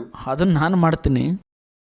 God says no. ಆದ್ರೆ ದೇವ್ರು ಹೇಳ್ತಾರೆ, ಇಲ್ಲ, ನಾನು ಮಾಡೋಲ್ಲ. I'll let Herod live and let Herod kill John. ಹೆರೋದನು ಜೀವಿಸುವಂತೆ ಮತ್ತು ಹೆರೋದನು ಯೋಹಾನನನ್ನು ಕೊಲ್ಲುವಂತೆ ನಾನು ಮಾಡುತ್ತೇನೆ. That's crazy to me. ಅದು ನನಗೆ ಒಂದು ರೀತಿ ವಿಚಿತ್ರ ಅನ್ಸುತ್ತೆ. Doesn't it sound crazy to you? ಅದು ನಿಮಗೂ ಕೂಡ ವಿಚಿತ್ರ ಅನ್ಸಲ್ವಾ? But it's not crazy. ಆದ್ರೆ ಅದು ವಿಚಿತ್ರ ಅಲ್ಲ. It's because I don't have the wisdom of God. ಆದ್ರೆ ನನಗೆ ದೇವರ ಜ್ಞಾನ ಇಲ್ಲ ಅಷ್ಟೇ. You see how there are certain things we cannot explain. ಕೆಲವು ನಿಶ್ಚಿತ ಸಂಗತಿಗಳನ್ನ ನಾವು ವಿವರಿಸಲು ಆಗೋದಿಲ್ಲ ಅಲ್ವಾ? I'll give you another example. ನಾನು ನಿಮಗೆ ಮತ್ತೊಂದು ಉದಾಹರಣೆ ಕೊಡ್ತೇನೆ. You know, in Matthew chapter 2, ಮತ್ತಾಯ 2ನೇ ಅಧ್ಯಾಯ, it says the wise men went to Herod told the wise men, ಜ್ಞಾನಿಯು ಹೋಗುತ್ತಾನೆ, ಹೆರೋದನು ಜ್ಞಾನಿಗೆ ಈ ರೀತಿ ಹೇಳಿರ್ತಾನೆ, when you go to Bethlehem and you find Jesus, come and tell me, I also want to worship him. ನೀನು ಬೆತ್ಲೆಹೇಮಿಗೆ ಹೋಗಿ ಯೇಸುವನ್ನು ಕಂಡುಕೊಂಡಾಗ ನನಗೂ ಬಂದು ಹೇಳು, ನಾನು ಆರಾಧಿಸ್ತೀನಿ ಅಂತ ಹೇಳ್ತಾನೆ ಹೆರೋದ. He wanted to kill him. ಆದರೆ ಹೆರೋದನು ಆ ಮಗುವನ್ನು ಕೊಲ್ಲಬೇಕೆಂದು ಯೋಚಿಸಿರುತ್ತಾನೆ. The wise men were warned by an angel, don't go back to Herod, and they disappeared. And ಜ್ಞಾನಿಯು ದೂತನಿಂದ ಎಚ್ಚರಿಸಲ್ಪಡುತ್ತಾನೆ, ಹೆರೋದನ ಬಳಿಗೆ ಹಿಂತಿರುಗದಂತೆ.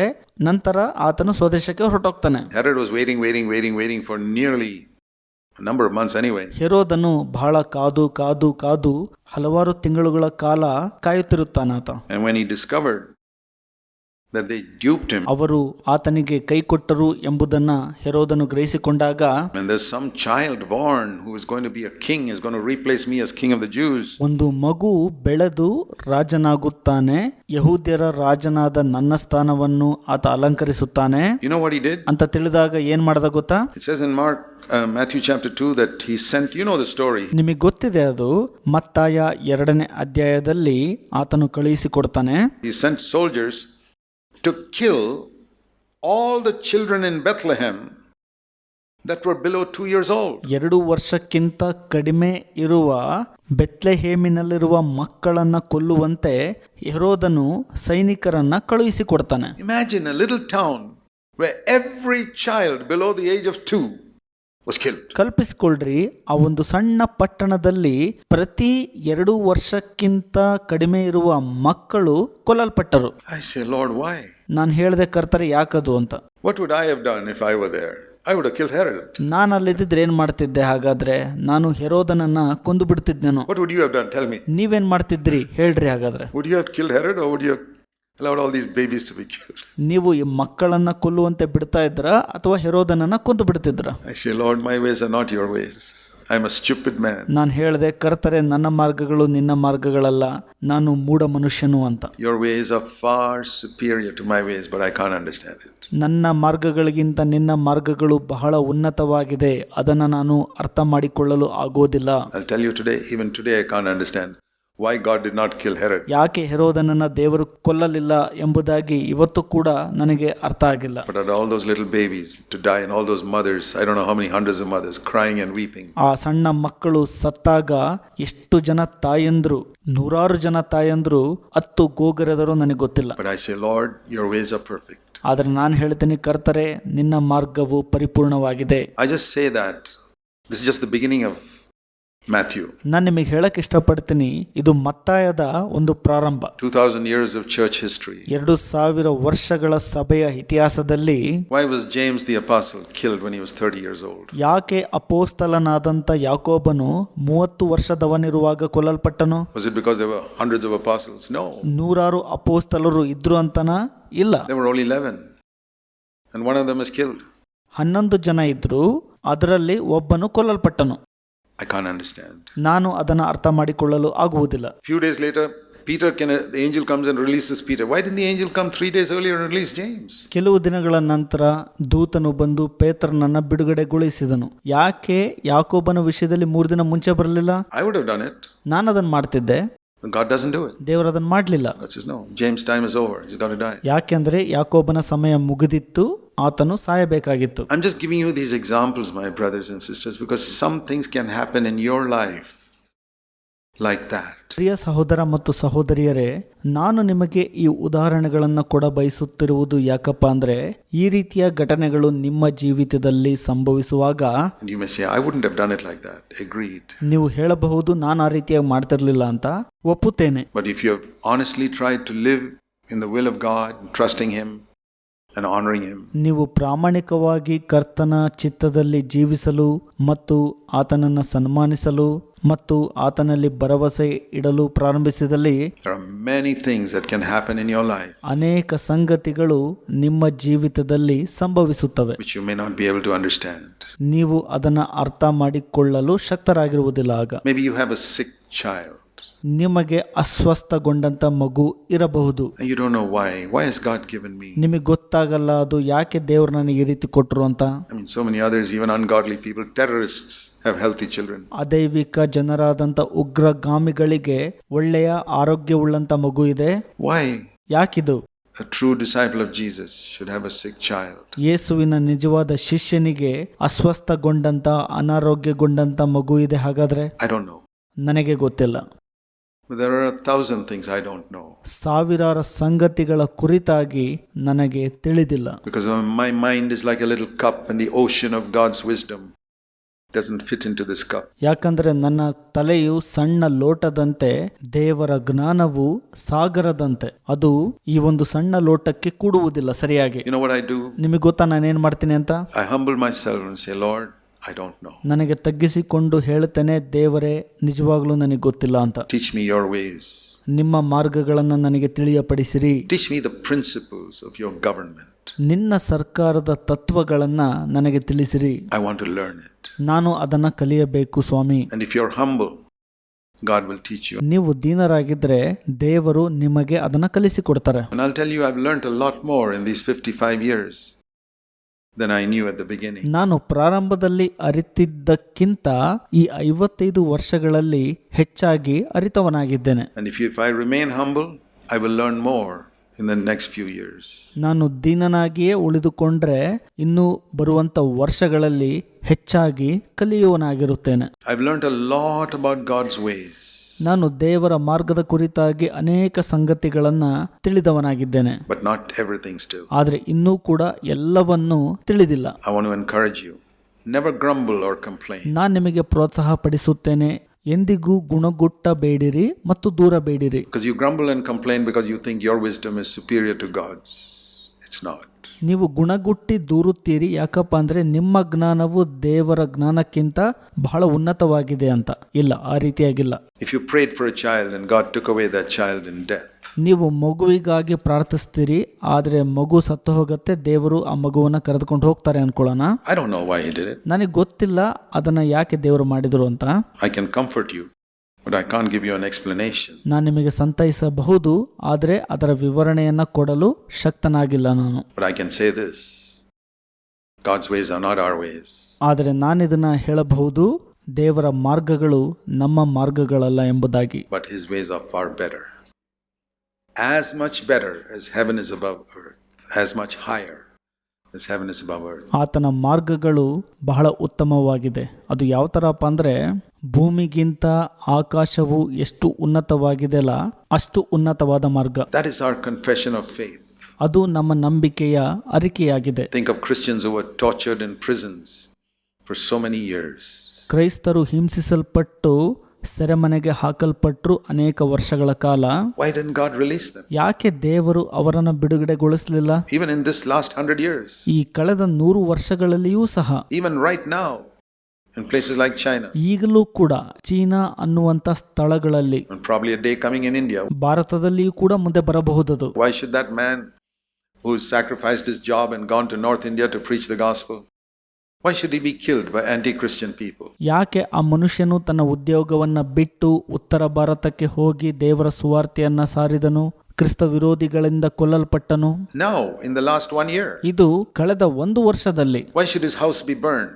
ಯಾಕೆ ಆತನ ಮನೆಯು ಸುಟ್ಟು ಹಾಕಲ್ಪಡ್ತು? Why should his children be made fatherless? ಯಾಕೆ ಆತನ ಮಕ್ಕಳು ತಂದೆ ಇಲ್ಲದವರಾದ್ರು? When he went there, sacrificing a good job he had to preach the gospel out there. ಆತನು ಅಲ್ಲಿ ಹೋದಾಗ ತನ್ನ ಸ್ವಂತ ಒಳ್ಳೆಯ ಉದ್ಯೋಗವನ್ನ ತ್ಯಾಗ ಮಾಡಿ ಸುವಾರ್ತೆಯನ್ನ ಸಾರಿದನು. Why does God allow that? ಯಾಕೆ ದೇವರು ಅದನ್ನ ಅನುಮತಿಸಿದ್ರು ಹಾಗಾದ್ರೆ?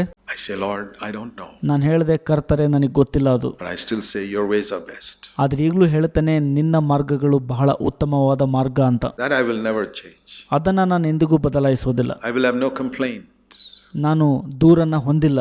Now I want to say this, my brothers and sisters, if you ever have a doubt about that, you're going to have serious problems in the days to come in following Jesus. ಪ್ರಿಯ ಸಹೋದರ ಮತ್ತು ಸಹೋದರಿಯರೇ, ನೀವು ಈ ವಿಷಯಗಳಲ್ಲಿ ಅನುಮಾನವನ್ನ ಹೊಂದಿದ್ರೆ ಬರುವಂತ ದಿನಗಳಲ್ಲಿ ನಿಮಗೆ ಗಂಭೀರವಾದ ಸಮಸ್ಯೆ ಇದೆ ಯೇಸುವನ್ನ ಹಿಂಬಾಲಿಸುವಂತ ವಿಷಯದಲ್ಲಿ. Because you'll be putting your puny little mind against the almighty wisdom of God and thinking you know more. That is the height of stupidity. ನೀವು ನಿಮ್ಮ ಒಂದು ಸಣ್ಣ ಮೆದುಳನ್ನ ಸರ್ವಶಕ್ತನಾದ ದೇವರ ಜ್ಞಾನದ ವಿರುದ್ಧವಾಗಿ ಇಟ್ಟು ದೇವರಿಗಿಂತ ನನಗೆ ಚೆನ್ನಾಗಿ ಗೊತ್ತಿದೆ ಅಂತ ಹೇಳುವಾಗ ಬಹಳ ಉತ್ತುಂಗದ ಮೂರ್ಖತನವಾಗಿದೆ ಇದು. That's what I'm trying to say. The government of God, the primary requirement is humility. ಅದನ್ನೇ ನಾನು ಹೇಳಲು ಪ್ರಯತ್ನಿಸುತ್ತಿದ್ದೇನೆ. ದೇವರ ಸರ್ಕಾರದ ಪ್ರಾಥಮಿಕ ಅವಶ್ಯಕತೆ ಏನಪ್ಪಾ ಅಂದ್ರೆ ದೀನತೆಯಾಗಿದೆ. Turn with me to I was talking about Matthew 4. ತಿರುಗಿಸ್ಕೊಳ್ರಿ, ನಾನು ಮತ್ತಾಯ 4ನೇ ಅಧ್ಯಾಯದ ಬಗ್ಗೆ ಮಾತನಾಡ್ತಿದ್ದೆ. When Jesus saw that Herod had locked up John, what did Jesus do? ಹೆರೋದನು ಯೋಹಾನನನ್ನು ಸೆರೆಮನೆಗೆ ಹಾಕಲ್ಪಟ್ಟಿದ್ದಾನೆ ಎಂಬುದನ್ನು ಯೇಸು ನೋಡುವಾಗ ಯೇಸು ಏನ್ ಮಾಡಿದ್ರು? It says here in verse 23. 23ನೇ ವಚನದಲ್ಲಿ ಈ ರೀತಿಯಾಗಿ ಹೇಳುತ್ತೆ, Jesus began to proclaim the gospel of the kingdom. ಯೇಸು ರಾಜ್ಯದ ಸುವಾರ್ತೆಯನ್ನ ಸಾರುವುದನ್ನ ಪ್ರಾರಂಭಿಸಿದರು ಎಂಬುದಾಗಿ ಇಲ್ಲಿ ಹೇಳುತ್ತೆ. The gospel of the kingdom. ರಾಜ್ಯದ ಸುವಾರ್ತೆ. The gospel of God's government over our life. ನಮ್ಮ ಜೀವಿತದ ಮೇಲೆ ದೇವರ ಸರ್ಕಾರದ ಕುರಿತಾದ ಸುವಾರ್ತೆ. The gospel of humble submission to God's wisdom, even if I can't understand anything about it. ನನಗೆ ಅದರ ಬಗ್ಗೆ ಏನೂ ಅರ್ಥ ಆಗಲಿಲ್ಲ ಅಂದ್ರೂ ಕೂಡ ದೇವರ ಜ್ಞಾನಕ್ಕೆ ದೀನತೆಯಿಂದ ಅಧೀನವಾಗುವಂತ ಸುವಾರ್ತೆ. That's the government of God. I can't understand your wisdom, Lord. ಅದೇ ದೇವರ ಸರ್ಕಾರ. ಕರ್ತರೆ, ನಿನ್ನ ಮಾರ್ಗಗಳನ್ನು ನಾನು ಅರಿಯಲು ಆಗುವುದಿಲ್ಲ, but I submit to it. ಆದರೆ ನಾನು ಅದಕ್ಕೆ ಅಧೀನನಾಗುತ್ತೇನೆ. Jesus preached it. ಯೇಸು ಅದನ್ನ ಸಾರಿದರು. Because John the Baptist was tied down, Jesus preached it. ಯೋಹಾನನು ಸೆರೆಮನೆಗೆ ಹಾಕಲ್ಪಟ್ಟಿದ್ದನು, ಅದಕ್ಕೆ ಯೇಸು ಸ್ವಾಮಿ ಅದನ್ನ ಸಾರಿದರು. When Jesus rose up from the dead, as we saw, again he was preaching about God's kingdom. ಯೇಸು ಸ್ವಾಮಿ ಮರಣದಿಂದ ಎಬ್ಬಿಸಲ್ಪಟ್ಟಾಗ ಮತ್ತೊಮ್ಮೆ ದೇವರ ರಾಜ್ಯದ ಕುರಿತಾಗಿ ಸಾರಿದರು. And when Jesus went up to heaven, the apostles began to preach God's kingdom. ಯೇಸು ಸ್ವಾಮಿ ಪರಲೋಕಕ್ಕೆ ಹೋದಾಗ ದೇವರ ರಾಜ್ಯದ ಕುರಿತಾಗಿ ಅಪೋಸ್ತಲರು ಸಾರಲು ಪ್ರಾರಂಭಿಸಿದರು. See Acts of the Apostles. ಅಪೋಸ್ತಲರ ಕೃತ್ಯಗಳನ್ನ ನೋಡ್ರಿ. See Acts of the Apostles and chapter. Let's go to the last chapter. ಅಪೋಸ್ತಲರ ಕೃತ್ಯಗಳ ಕಡೆ ಅಧ್ಯಾಯಕ್ಕೆ ಹೋಗ್ರಿ. Acts 28. ಅಪೋಸ್ತಲರ ಕೃತ್ಯಗಳು 28ನೇ ಅಧ್ಯಾಯ. How does the gospel Acts of the Apostles end? ಹೇಗೆ ಅಪೋಸ್ತಲರ ಕೃತ್ಯಗಳು ಮುಕ್ತಾಯಗೊಳ್ಳುತ್ತದೆ? Acts 28. ಅಪೋಸ್ತಲರ ಕೃತ್ಯಗಳು 28ನೇ ಅಧ್ಯಾಯ verse 30. 30ನೇ ವಚನ. Paul lived 2 years in his own rented house. ಪೌಲನು ತನ್ನ ಬಾಡಿಗೆ ಮನೆಯಲ್ಲಿ 2 ವರ್ಷ ವಾಸಿಸಿದನು. Welcomed all who came to him. ಆತನ ಬಳಿಗೆ ಬಂದಂತವರೆಲ್ಲರನ್ನು ಸ್ವಾಗತ ಕೋರಿದನು. And what did he preach? ಏನು ಆತನು ಸಾರಿದ್ದು? The kingdom of God. The government of God. ದೇವರ ರಾಜ್ಯವನ್ನು, ಅಂದರೆ ದೇವರ ಸರ್ಕಾರವನ್ನ ಸಾರಿದನು. That's what John the Baptist preached. That's what Jesus preached. ಅದನ್ನೇ ಸ್ನಾನಿಕನಾದ ಯೋಹಾನನು ಮತ್ತು ಯೇಸು ಸಾರಿದ್ದು. When he went away, the apostles preached it, and the end of the Acts of the Apostles, Acts 28. ಅವರು ಹೊರಟು ಹೋದಾಗ ಅಪೋಸ್ತಲರು ಅದನ್ನ ಸಾರಿದರು. ಕಡೆಯಲ್ಲಿ ಅಪೋಸ್ತಲರ ಕೃತ್ಯಗಳು 28ನೇ ಅಧ್ಯಾಯ.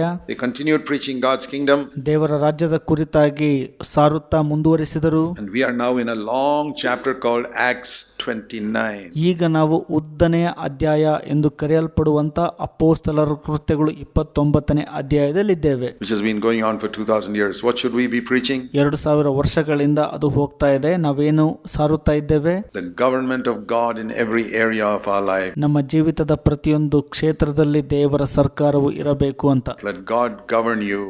The way you live, the way you speak, the way you behave.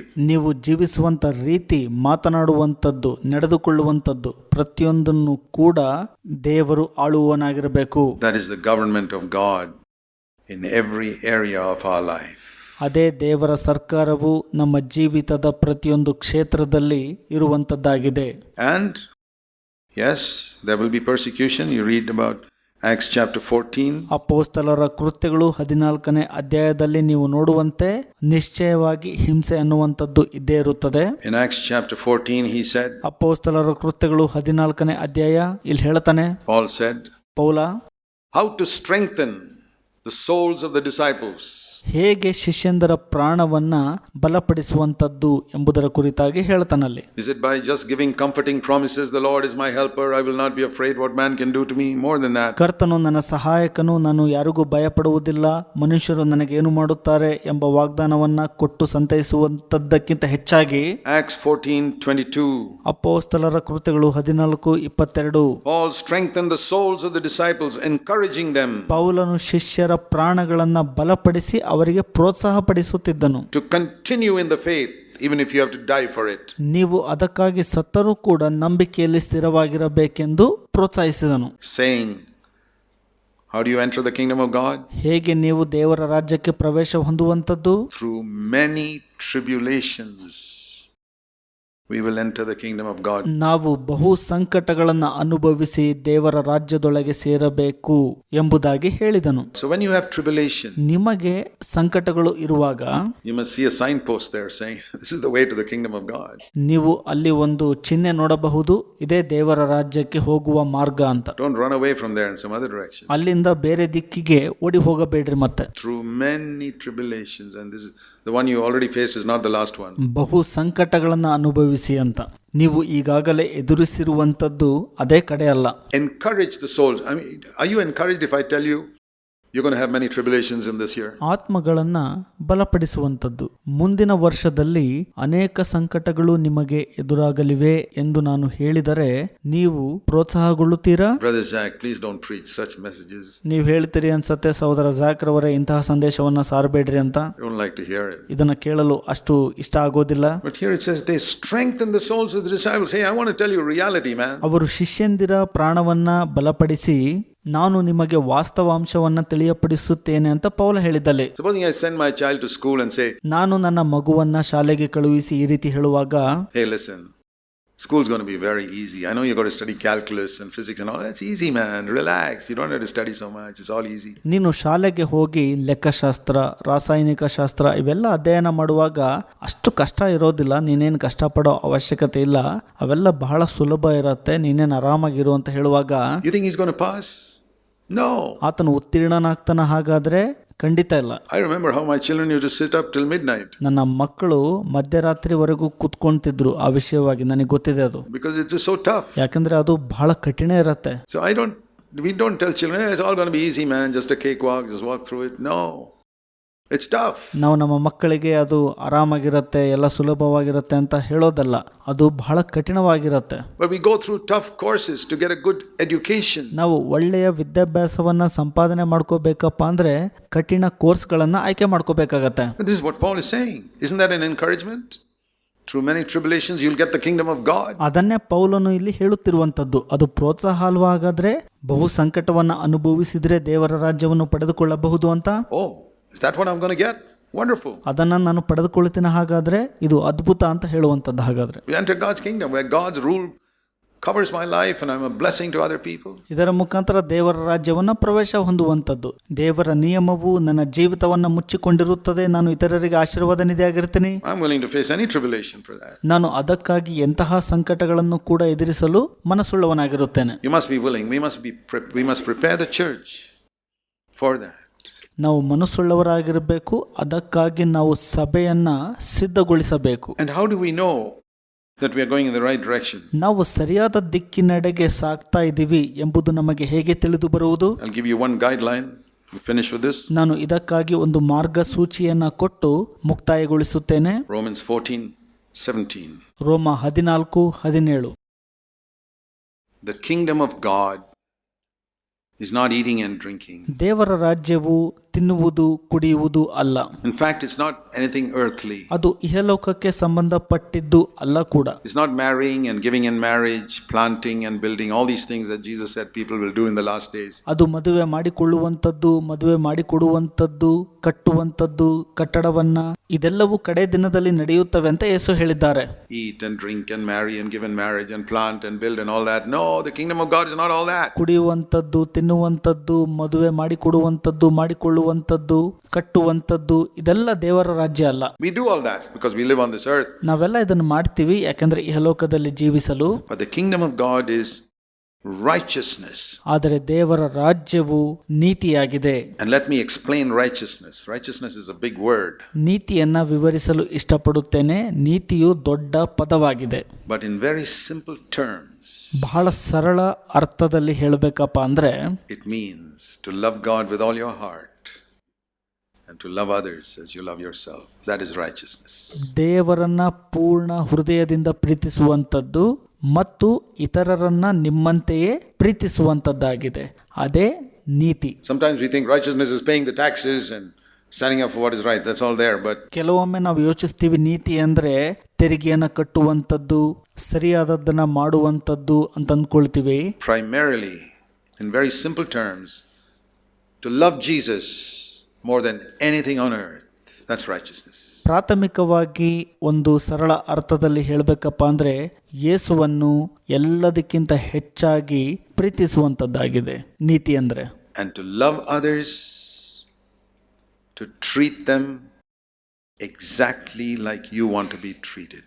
ಮತ್ತು ಇತರರನ್ನ ಪ್ರೀತಿಸುವಂಥದ್ದು ಅಂದರೆ ನಿಮ್ಮನ್ನ ಜನರು ಹೇಗೆ ನಡೆಸಿಕೊಳ್ಳಬೇಕು ಅಂತ ನೀವು ಬಯಸುತ್ತೀರೋ ಅದೇ ರೀತಿಯಲ್ಲಿ ಜನರನ್ನ ನೀವು ನಡೆಸಿಕೊಳ್ಳುವುದಾಗಿದೆ. Treat the brothers and sisters here the way you want to be treated. ನೀವು ಯಾವ ರೀತಿಯಲ್ಲಿ ನಡೆಸಿಕೊಳ್ಳಬೇಕು ಅಂತ ಬಯಕೆ ಉಳ್ಳವರಾಗಿದ್ದೀರೋ ಅದೇ ರೀತಿಯಲ್ಲಿ ಸಹೋದರ ಮತ್ತು ಸಹೋದರಿಯರನ್ನ ನಡೆಸಿಕೊಳ್ಳಿರಿ. You want people to gossip about you behind your back? No? Then don't gossip about them. ಜನರು ನಿಮ್ಮ ಬಗ್ಗೆ ನಿಮ್ಮ ಹಿಂದೆ ಮಾತನಾಡಬೇಕಾ, ಚಾಡಿ ಹೇಳಬೇಕಾ? ಇಲ್ಲ, ನೀವು ಕೂಡ ಇತರರ ಬಗ್ಗೆ ಹಾಗೆ ಮಾಡಬೇಡ್ರಿ. Treat the servant in your home. ನಿಮ್ಮ ಮನೆಯಲ್ಲಿನ ಸೇವಕರನ್ನ ಈ ರೀತಿಯಾಗಿ ನಡೆಸಿಕೊಳ್ಳ್ರಿ. The servant, that one lower in society. ಸಮಾಜದಲ್ಲಿ ಬಹಳ ಕೆಳಮಟ್ಟದಲ್ಲಿರುವಂತವರು ಸೇವಕರಾಗಿರ್ತಾರೆ, ಅಂದ್ರೆ ದಾಸರು. The way you like to be treated by your boss in your place of work. ನೀವು ಕೆಲಸ ಮಾಡುವಂತ ಸ್ಥಳದಲ್ಲಿ ನಿಮ್ಮ ಯಜಮಾನನಿಂದ ಯಾವ ರೀತಿ ನೀವು ನಡೆಸಿಕೊಳ್ಳಬೇಕು ಅಂತ ಇಷ್ಟಪಡ್ತೀರೋ ಅದೇ ರೀತಿ ನಿಮ್ಮ ಸೇವಕನೊಟ್ಟಿಗೆ ನಡೆದುಕೊಳ್ಳ್ರಿ. How do you want your boss to treat you? ಹೇಗೆ ನಿಮ್ಮ ಯಜಮಾನನು ನಿಮ್ಮನ್ನು ನಡೆಸಿಕೊಳ್ಳಬೇಕು? Treat your poor servant at home the same way. ನಿಮ್ಮ ಮನೆಯಲ್ಲಿನ ಬಡ ಸೇವಕರನ್ನ ಅದೇ ರೀತಿಯಾಗಿ ನಡೆಸಿಕೊಳ್ಳಿರಿ. Do you like your boss to give you a bonus once in a while? At least once a year? ಯಜಮಾನನು ನಿಮಗೆ ವರ್ಷದಲ್ಲಿ ಒಂದು ಬಾರಿನಾದರೂ ಬೋನಸ್ ಕೊಡಬೇಕು ಅಂತ ಬಯಸುತ್ತೀರಾ? Ever thought of not being so legalistic with your servant, doing something good? ನಿಮ್ಮ ಮನೆ ಕೆಲಸದವರೊಟ್ಟಿಗೆ ತುಂಬಾ ಕಟ್ಟುನಿಟ್ಟಾಗಿ ವರ್ತಿಸದೆ ಅವರಿಗೆ ಏನಾದರೂ ಒಂದು ಒಳ್ಳೆಯದು ಮಾಡುವ ಯೋಚನೆ ಇದೆನಾ? Unexpected. Because you're a Christian. Because you follow Jesus. ನೀವು ಯೇಸುವನ್ನು ಹಿಂಬಾಲಿಸುತ್ತಿರುವುದರಿಂದ, ನೀವು ಕ್ರೈಸ್ತರಾಗಿರುವುದರಿಂದ ಅನಿರೀಕ್ಷಿತವಾಗಿ ಅವರಿಗೆ ಏನಾದರೂ ಒಂದು ಒಳ್ಳೆಯದನ್ನ ಮಾಡುವವರಾಗಿರಬೇಕು. I want to tell you, God's been very good to me. ನಾನು ನಿಮಗೆ ಹೇಳಕ್ಕೆ ಇಷ್ಟಪಡ್ತೇನೆ, ದೇವರು ನನಗೆ ಬಹಳ ಒಳ್ಳೆಯವರಾಗಿದ್ದಾರೆ. God will treat you like you treat other people. ನೀವು ಇತರ ಜನರನ್ನ ಹೇಗೆ ನಡೆಸಿಕೊಳ್ಳುತ್ತೀರೋ ದೇವರು ಕೂಡ ನಿಮ್ಮನ್ನು ಅದೇ ರೀತಿ ನಡೆಸಿಕೊಳ್ಳುತ್ತಾರೆ. You treat other people well, God will treat you well. ನೀವು ಜನರನ್ನ ಚೆನ್ನಾಗಿ ನಡೆಸಿಕೊಂಡ್ರೆ ದೇವರು ನಿಮ್ಮನ್ನು ಕೂಡ ಚೆನ್ನಾಗಿ ನಡೆಸಿಕೊಳ್ಳುತ್ತಾರೆ. You treat other people's children well, God will bless your children. ನೀವು ಇತರರ ಮಕ್ಕಳನ್ನ ಚೆನ್ನಾಗಿ ನಡೆಸಿಕೊಂಡ್ರೆ ದೇವರು ನಿಮ್ಮ ಮಕ್ಕಳನ್ನ ಆಶೀರ್ವದಿಸುತ್ತಾರೆ. It's like that. It's a law. We reap what we sow. ಅದೇ ರೀತಿ ಇದು ನಿಯಮ.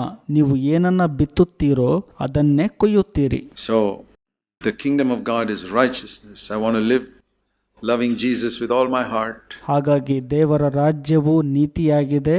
ನಾನು ಯೇಸುವನ್ನ ಪೂರ್ಣ ಹೃದಯದಿಂದ ಪ್ರೀತಿಸುತ್ತೇನೆ. I want to treat everybody in the world exactly like I want to be treated myself. I don't want to be legalistic and strict. ನಾನು ಧಾರ್ಮಿಕನು ಅಥವಾ ಕಠಿಣನು ಆಗಿ ವರ್ತಿಸದೆ ನಾನು ಹೇಗೆ ನಡೆಸಿಕೊಳ್ಳಬೇಕು ಜನರಿಂದ ಅಂತ ಬಯಸುತ್ತೇನೋ ಲೋಕದಲ್ಲಿನ ಎಲ್ಲಾ ಜನರನ್ನು ಅದೇ ರೀತಿಯಾಗಿ ನಡೆಸಿಕೊಳ್ಳುತ್ತೇನೆ. I want to be strict for hygiene. ನಾನು ಶುಚಿತ್ವದ ವಿಷಯಕ್ಕೆ ಬಂದಾಗ ಬಹಳ ಕಟ್ಟುನಿಟ್ಟಾಗಿ ಇರ್ತೇನೆ. You know, we don't want rats and cockroaches running around our house. We want to be clean. Same way spiritually, I want to be clean. ನಮ್ಮ ಮನೆಯಲ್ಲಿ ಜಿರಳೆಗಳು, ಇಲಿಗಳು ಓಡಾಡದಂತೆ ಹೇಗೆ ಶುಚಿಯನ್ನು ಕಾಪಾಡಿಕೊಳ್ಳುತ್ತೇನಲ್ಲ, ಆತ್ಮಿಕವಾಗಿ ಕೂಡ ನಾನು ಅದೇ ರೀತಿ ಶುಚಿತ್ವವನ್ನು ಕಾಪಾಡಿಕೊಳ್ಳಬೇಕು. But not legalistic. ನಾನು ಒಂದು ರೀತಿಯಲ್ಲಿ ಕಾನೂನುಬದ್ಧವಾಗಿ ಅಥವಾ ಕಟ್ಟುನಿಟ್ಟಾಗಿ ಇರಬಾರದು. I want to be good. ನಾನು ಒಳ್ಳೆಯವನಾಗಿರಬೇಕು. It's easy to fellowship with a good man. It's very difficult to fellowship with a legalistic man who goes exactly according to the rules. ಯಾವಾಗಲೂ ಕಾನೂನಿನ ಪ್ರಕಾರ ಕಟ್ಟುನಿಟ್ಟಾಗಿ ಇರುವವನೊಟ್ಟಿಗೆ ಅನ್ಯೂನತೆ ಮಾಡುವುದಕ್ಕಿಂತ ಒಳ್ಳೆಯವರೊಟ್ಟಿಗೆ ಅನ್ಯೂನತೆ ಮಾಡುವಂಥದ್ದು ಬಹಳ ಸುಲಭವಾಗಿರುತ್ತದೆ. We follow the rules, but with goodness. ನಾವು ನಮ್ಮ ಒಳ್ಳೆಯತನದಿಂದ ನಿಯಮವನ್ನು ಹಿಂಬಾಲಿಸುವವರಾಗಿರಬೇಕು. And how do I know that I'm going the right way? That I'm not fooling myself? ನಾನು ಮೂರ್ಖನಾಗದೆ ಸರಿಯಾದ ದಿಕ್ಕಿನಲ್ಲಿ ಸಾಗುತ್ತಿದ್ದೇನೆ ಎಂಬುದು ನನಗೆ ಹೇಗೆ ತಿಳಿದು ಬರಬೇಕು? It says here, by peace and joy in the Holy Spirit. That's our assurance. ಇಲ್ಲಿ ಹೇಳುತ್ತೆ ಸಮಾಧಾನವು ಪವಿತ್ರಾತ್ಮನಲ್ಲಿರುವ ಆನಂದವು ಅಂತ. You know, I can say I love Jesus with all my heart. Really? ನಾನು ಹೇಳಬಹುದು ಯೇಸು ಕ್ರಿಸ್ತನನ್ನ ಪೂರ್ಣ ಹೃದಯದಿಂದ ಪ್ರೀತಿಸ್ತಿದ್ದೀನಿ ಅಂತ. ನಿಜವಾಗ್ಲೂನಾ? You can say I treat everybody like I want to be treated. But if it is true, ನಾನು ಹೇಗೆ ನಡೆಸಿಕೊಳ್ಳಬೇಕು ಅಂತ ಬಯಸುತ್ತೇನೋ ಎಲ್ಲರನ್ನೂ ಅದೇ ರೀತಿ ನಡೆಸಿಕೊಳ್ಳುತ್ತೇನೆ ಅಂತ ಹೇಳುವಾಗ ಅದು ನಿಮ್ಮಲ್ಲಿ ನಿಜವಾದಲ್ಲಿ, if it is true, ಇದು ನಿಮ್ಮಲ್ಲಿ ನಿಜವಾದಲ್ಲಿ, you will always have joy in your heart. ನಿಮ್ಮ ಹೃದಯದಲ್ಲಿ ಯಾವಾಗಲೂ ಸಂತೋಷ ಇರುತ್ತೆ. And you'll always have peace in your heart. ಯಾವಾಗಲೂ ನಿಮ್ಮ ಹೃದಯದಲ್ಲಿ ಆಗ ಸಮಾಧಾನವು ನೆಲೆಸಿರುತ್ತದೆ. You'll not be tense and anxious and worried and complaining. Then you're not following righteousness. ನೀವು ತುಂಬ ಒತ್ತಡಕ್ಕೊಳಗಾಗಿ ಚಿಂತೆಯಿಂದ ಕೂಡಿ ಯಾವಾಗಲೂ ದೂರುತ್ತಿದ್ರೆ ನೀವು ಇನ್ನೂ ನೀತಿಯನ್ನ ಹಿಂಬಾಲಿಸುತ್ತಿಲ್ಲ ಎಂದು ಅರ್ಥ. The righteousness from the Holy Spirit always brings peace and joy. ಪವಿತ್ರಾತ್ಮನಲ್ಲಿನ ನೀತಿಯು ಯಾವಾಗಲೂ ಸಮಾಧಾನವನ್ನ ಮತ್ತು ಆನಂದವನ್ನ ನನಗೆ ತರುತ್ತದೆ. In the Old Testament they had just righteousness. ಹಳೆ ಒಡಂಬಡಿಕೆಯಲ್ಲಿ ಕೇವಲ ನೀತಿಯನ್ನ ಹೊಂದಿದ್ರು. The word righteousness comes many times in the Old Testament. ನೀತಿಯು ಎಂಬ ಪದವು ಅನೇಕ ಬಾರಿ ಹಳೆ ಒಡಂಬಡಿಕೆಯಲ್ಲಿ ಬರುತ್ತದೆ. But it was never coupled with peace and joy in the Holy Spirit. ಆದರೆ ಅದು ಸಮಾಧಾನ ಮತ್ತು ಪವಿತ್ರಾತ್ಮನಲ್ಲಿನ ಆನಂದದೊಟ್ಟಿಗೆ ಸೇರಿಲ್ಲ. This is the wonderful thing about new covenant righteousness. ಹೊಸ ಒಡಂಬಡಿಕೆಯ ನೀತಿಯ ಕುರಿತಾಗಿ ಇದೊಂದು ಅದ್ಭುತವಾದಂಥ ಸತ್ಯ. The kingdom of God, that which John the Baptist prepared the way for Jesus to bring, which we experience today. ಸ್ನಾನಿಕನಾದ ಯೋಹಾನನು ಯೇಸುವಿಗಾಗಿ ಮಾರ್ಗವನ್ನ ಸಿದ್ಧಪಡಿಸಿ ತಂದಂತ ದೇವರ ರಾಜ್ಯವನ್ನ ಇಂದು ನಾವು ಅನುಭವಿಸುತ್ತಿದ್ದೇವೆ. Is loving Jesus with all our heart, treating others the way I want to be treated myself. ಯೇಸುವನ್ನ ಪೂರ್ಣ ಹೃದಯದಿಂದ ಪ್ರೀತಿಸುವಂತದ್ದು, ಇತರರನ್ನ ನನ್ನಂತೆಯೇ ನಡೆಸಿಕೊಳ್ಳುವಂತದ್ದು. And the proof of it is I have 24 hours peace in my heart. ಇದರ ರುಜುವಾತೇನಪ್ಪಾ ಅಂದ್ರೆ ದಿನದ 24 ಗಂಟೆ ನನ್ನ ಹೃದಯದಲ್ಲಿ ಸಮಾಧಾನವು ನೆಲೆಸಿರುತ್ತದೆ. No conscience bothering me about this, that or the other when I go to bed at night. ನಾನು ಹಾಸಿಗೆಗೆ ರಾತ್ರಿ ಹೋಗುವಾಗ ಮನಸ್ಸಾಕ್ಷಿಯು ನನಗೆ ಅದರ ಬಗ್ಗೆ ಇದರ ಬಗ್ಗೆ ತೊಂದರೆ ಕೊಡುವುದಿಲ್ಲ. Always joy like a spring bubbling up, not just when I sing songs about joy, but all the time. ಯಾವಾಗಲೂ ನನ್ನ ಹೃದಯದಲ್ಲಿ ಸಂತೋಷವು ನೆಲೆಯೂರಿರುತ್ತದೆ. ಕೇವಲ ನಾನು ಹಾಡನ್ನು ಹಾಡುವಾಗ ಮಾತ್ರ ಅಲ್ಲ, ಯಾವಾಗಲೂ. You say that's impossible in this earth. Okay, according to your faith be it unto you. It will be impossible for you. ನೀವು ಹೇಳೋದಾದ್ರೆ ಇದು ಇಹಲೋಕದಲ್ಲಿ ಅಸಾಧ್ಯ ಅಂತ, ನಿಮ್ಮ ನಂಬಿಕೆಗೆ ತಕ್ಕಂತೆ ಆಗಲಿ, ಅದು ಅಸಾಧ್ಯ ನಿಮಗೆ. But don't believe it will be impossible for me, because I believe God's word says. ನಾನು ನಂಬದೆ ಇರುವಾಗ ಅದು ನನಗೆ ಅಸಾಧ್ಯವಾಗಿರುತ್ತದೆ, ಆದರೆ ದೇವರ ವಾಕ್ಯವು ಹೇಳುವಂಥದ್ದನ್ನ ನಾನು ನಂಬುವವನಾಗಿರುತ್ತೇನೆ. And you know the Bible says that, I must show you this verse as well, which Jesus said about the last days in Matthew 24. ಮತ್ತಾಯ 24ರಲ್ಲಿ ಯೇಸು ಸ್ವಾಮಿ ಕಡೆ ದಿನಗಳಲ್ಲಿ ಈ ರೀತಿಯಾಗಿ ಹೇಳಿದ್ದಾರೆ. ಈ ವಚನವನ್ನು ಕೂಡ ನಾನು ನಿಮಗೆ ನಿಶ್ಚಯವಾಗಿ ತೋರಿಸ ಬಯಸುತ್ತೇನೆ. Before Jesus comes, Matthew 24. ಮತ್ತಾಯ 24ರಲ್ಲಿ ಯೇಸು ಬರುವ ಮುಂಚೆ the disciples asked him, Lord, what will be the sign of the end? What will be the sign of your coming? ನಿನ್ನ ಬರೋಣದ ಸೂಚನೆಗಳೇನು, ಕಡೆ ದಿನಗಳ ಸೂಚನೆಗಳೇನು ಅಂತ ಶಿಷ್ಯಂದರು ಕೇಳ್ತಾರೆ ಯೇಸುವಿಗೆ. In Matthew 24 verse 3, Jesus said, ಮತ್ತಾಯ 24ನೇ ಅಧ್ಯಾಯ 3ನೇ ವಚನ ಯೇಸು ಈ ರೀತಿ ಹೇಳ್ತಾರೆ. Here's the answer. Among many things, verse 14. ಯೇಸು ಉತ್ತರಿಸುತ್ತಾರೆ ಅನೇಕ ಸಂಗತಿಗಳ ಮಧ್ಯದಲ್ಲಿ 14ನೇ ವಚನ. Matthew 24:14. This gospel of the kingdom of God will be preached in the whole world as a testimony. ಮತ್ತಾಯ 24ನೇ ಅಧ್ಯಾಯ 14ನೇ ವಚನ. ಪರಲೋಕ ರಾಜ್ಯದ ಈ ಸುವಾರ್ತೆಯು ಲೋಕದಲ್ಲೆಲ್ಲ ಎಲ್ಲಾ ಜನಾಂಗಗಳಿಗೆ ಸಾಕ್ಷಿಗಾಗಿ ಸಾರಲ್ಪಡುವುದು. And then the end will come. ತರುವಾಯ ಅಂತ್ಯ ಬರುವುದು. I believe God has raised up CFC among other churches. ನಾನು ನಂಬುತ್ತೇನೆ ದೇವರು ಇತರ ಸಭೆಗಳೊಂದಿಗೆ CFC ಸಭೆಯನ್ನು ಸಹ ಎಬ್ಬಿಸಿರುವುದು, ಏಕೆಂದರೆ to preach this gospel of the kingdom of righteousness. ಈ ಒಂದು ದೇವರ ರಾಜ್ಯದ ನೀತಿಯ ಸುವಾರ್ತೆಯನ್ನ ಸಾರುವುದಕ್ಕಾಗಿ, not of money making and health, but of righteousness, of loving Jesus with all our heart. ಹಣ ಮಾಡುವಂಥದ್ದು, ಆರೋಗ್ಯ ಗಳಿಸುವಂಥದ್ದು ಅಲ್ಲ, ನೀತಿಯನ್ನು ಹೊಂದುವಂಥದ್ದು ಅಂದರೆ ಪೂರ್ಣ ಹೃದಯದಿಂದ ಯೇಸುವನ್ನು ಪ್ರೀತಿಸುವಂಥದ್ದು. And treating others the way we want to be treated. ನಾವು ಯಾವ ರೀತಿ ನಡೆಸಿಕೊಳ್ಳಬೇಕು ಅಂತ ಬಯಸುತ್ತೇವೋ ಅದರಂತೆ ಜನರನ್ನು ನಡೆಸಿಕೊಳ್ಳುವುದು. Which results in peace and joy in the Holy Spirit. ಅದರ ಫಲಿತಾಂಶವು ಸಮಾಧಾನವು, ಪವಿತ್ರಾತ್ಮನಲ್ಲಿನ ಆನಂದವೂ ಆಗಿರುತ್ತದೆ. This good news will be preached in all the nations. It's being preached in India. ಈ ಒಂದು ಸುವಾರ್ತೆಯು ಎಲ್ಲ ಜನಾಂಗದಲ್ಲಿ ಅಂದರೆ ಭಾರತ ದೇಶದಲ್ಲಿ ಸಾರಲ್ಪಡಬೇಕಾಗಿದೆ. Thank God for it. ಅದಕ್ಕಾಗಿ ನಾನು ದೇವರಿಗೆ ಕೃತಜ್ಞತೆ ಹೇಳುತ್ತೇನೆ. And then the end will come. ನಂತರ ಅಂತ್ಯವು ಬರುತ್ತದೆ. We are doing a tremendous work for God, and you can do it, brother, sister. ನಾವು ದೇವರಿಗಾಗಿ ಅದ್ಭುತ ಕಾರ್ಯವನ್ನ ಮಾಡುತ್ತಿದ್ದೇವೆ, ನೀವು ಕೂಡ ಮಾಡಬಹುದು ಪ್ರಿಯ ಸಹೋದರ ಮತ್ತು ಸಹೋದರಿಯರೇ. If you can't preach yourself, you can give somebody a book that you can pick up from the bookstall. ನೀವು ಬೋಧನೆ ಮಾಡಲಿಕ್ಕಾಗಲಿಲ್ಲ ಅಂದರೆ ಆ ಒಂದು ಪುಸ್ತಕ ಮಳಿಗೆಯಿಂದ ಪುಸ್ತಕವನ್ನು ತೆಗೆದುಕೊಂಡು ಇತರರಿಗೆ ಕೊಡಬಹುದಾಗಿದೆ. Or a CD or a DVD, or direct him to one of our CFC videos. CD ಅಥವಾ DVD-ಯನ್ನು ಕೊಡುವಂಥದ್ದು ಅಥವಾ ಅವರನ್ನು CFCಯ ವಿಡಿಯೋಗಳನ್ನು ನೋಡುವಂತೆ ನಡೆಸುವುದಾಗಿದೆ. There are many ways in which we can spread the kingdom of God if we use our mind a little bit. Like businessmen think, how can I open another store somewhere? ನಾವು ಸ್ವಲ್ಪ ಬುದ್ಧಿಯನ್ನು ಉಪಯೋಗಿಸಿದರೆ ದೇವರ ರಾಜ್ಯವನ್ನು ಸಾರಲು ಅನೇಕ ಮಾರ್ಗಗಳಿವೆ.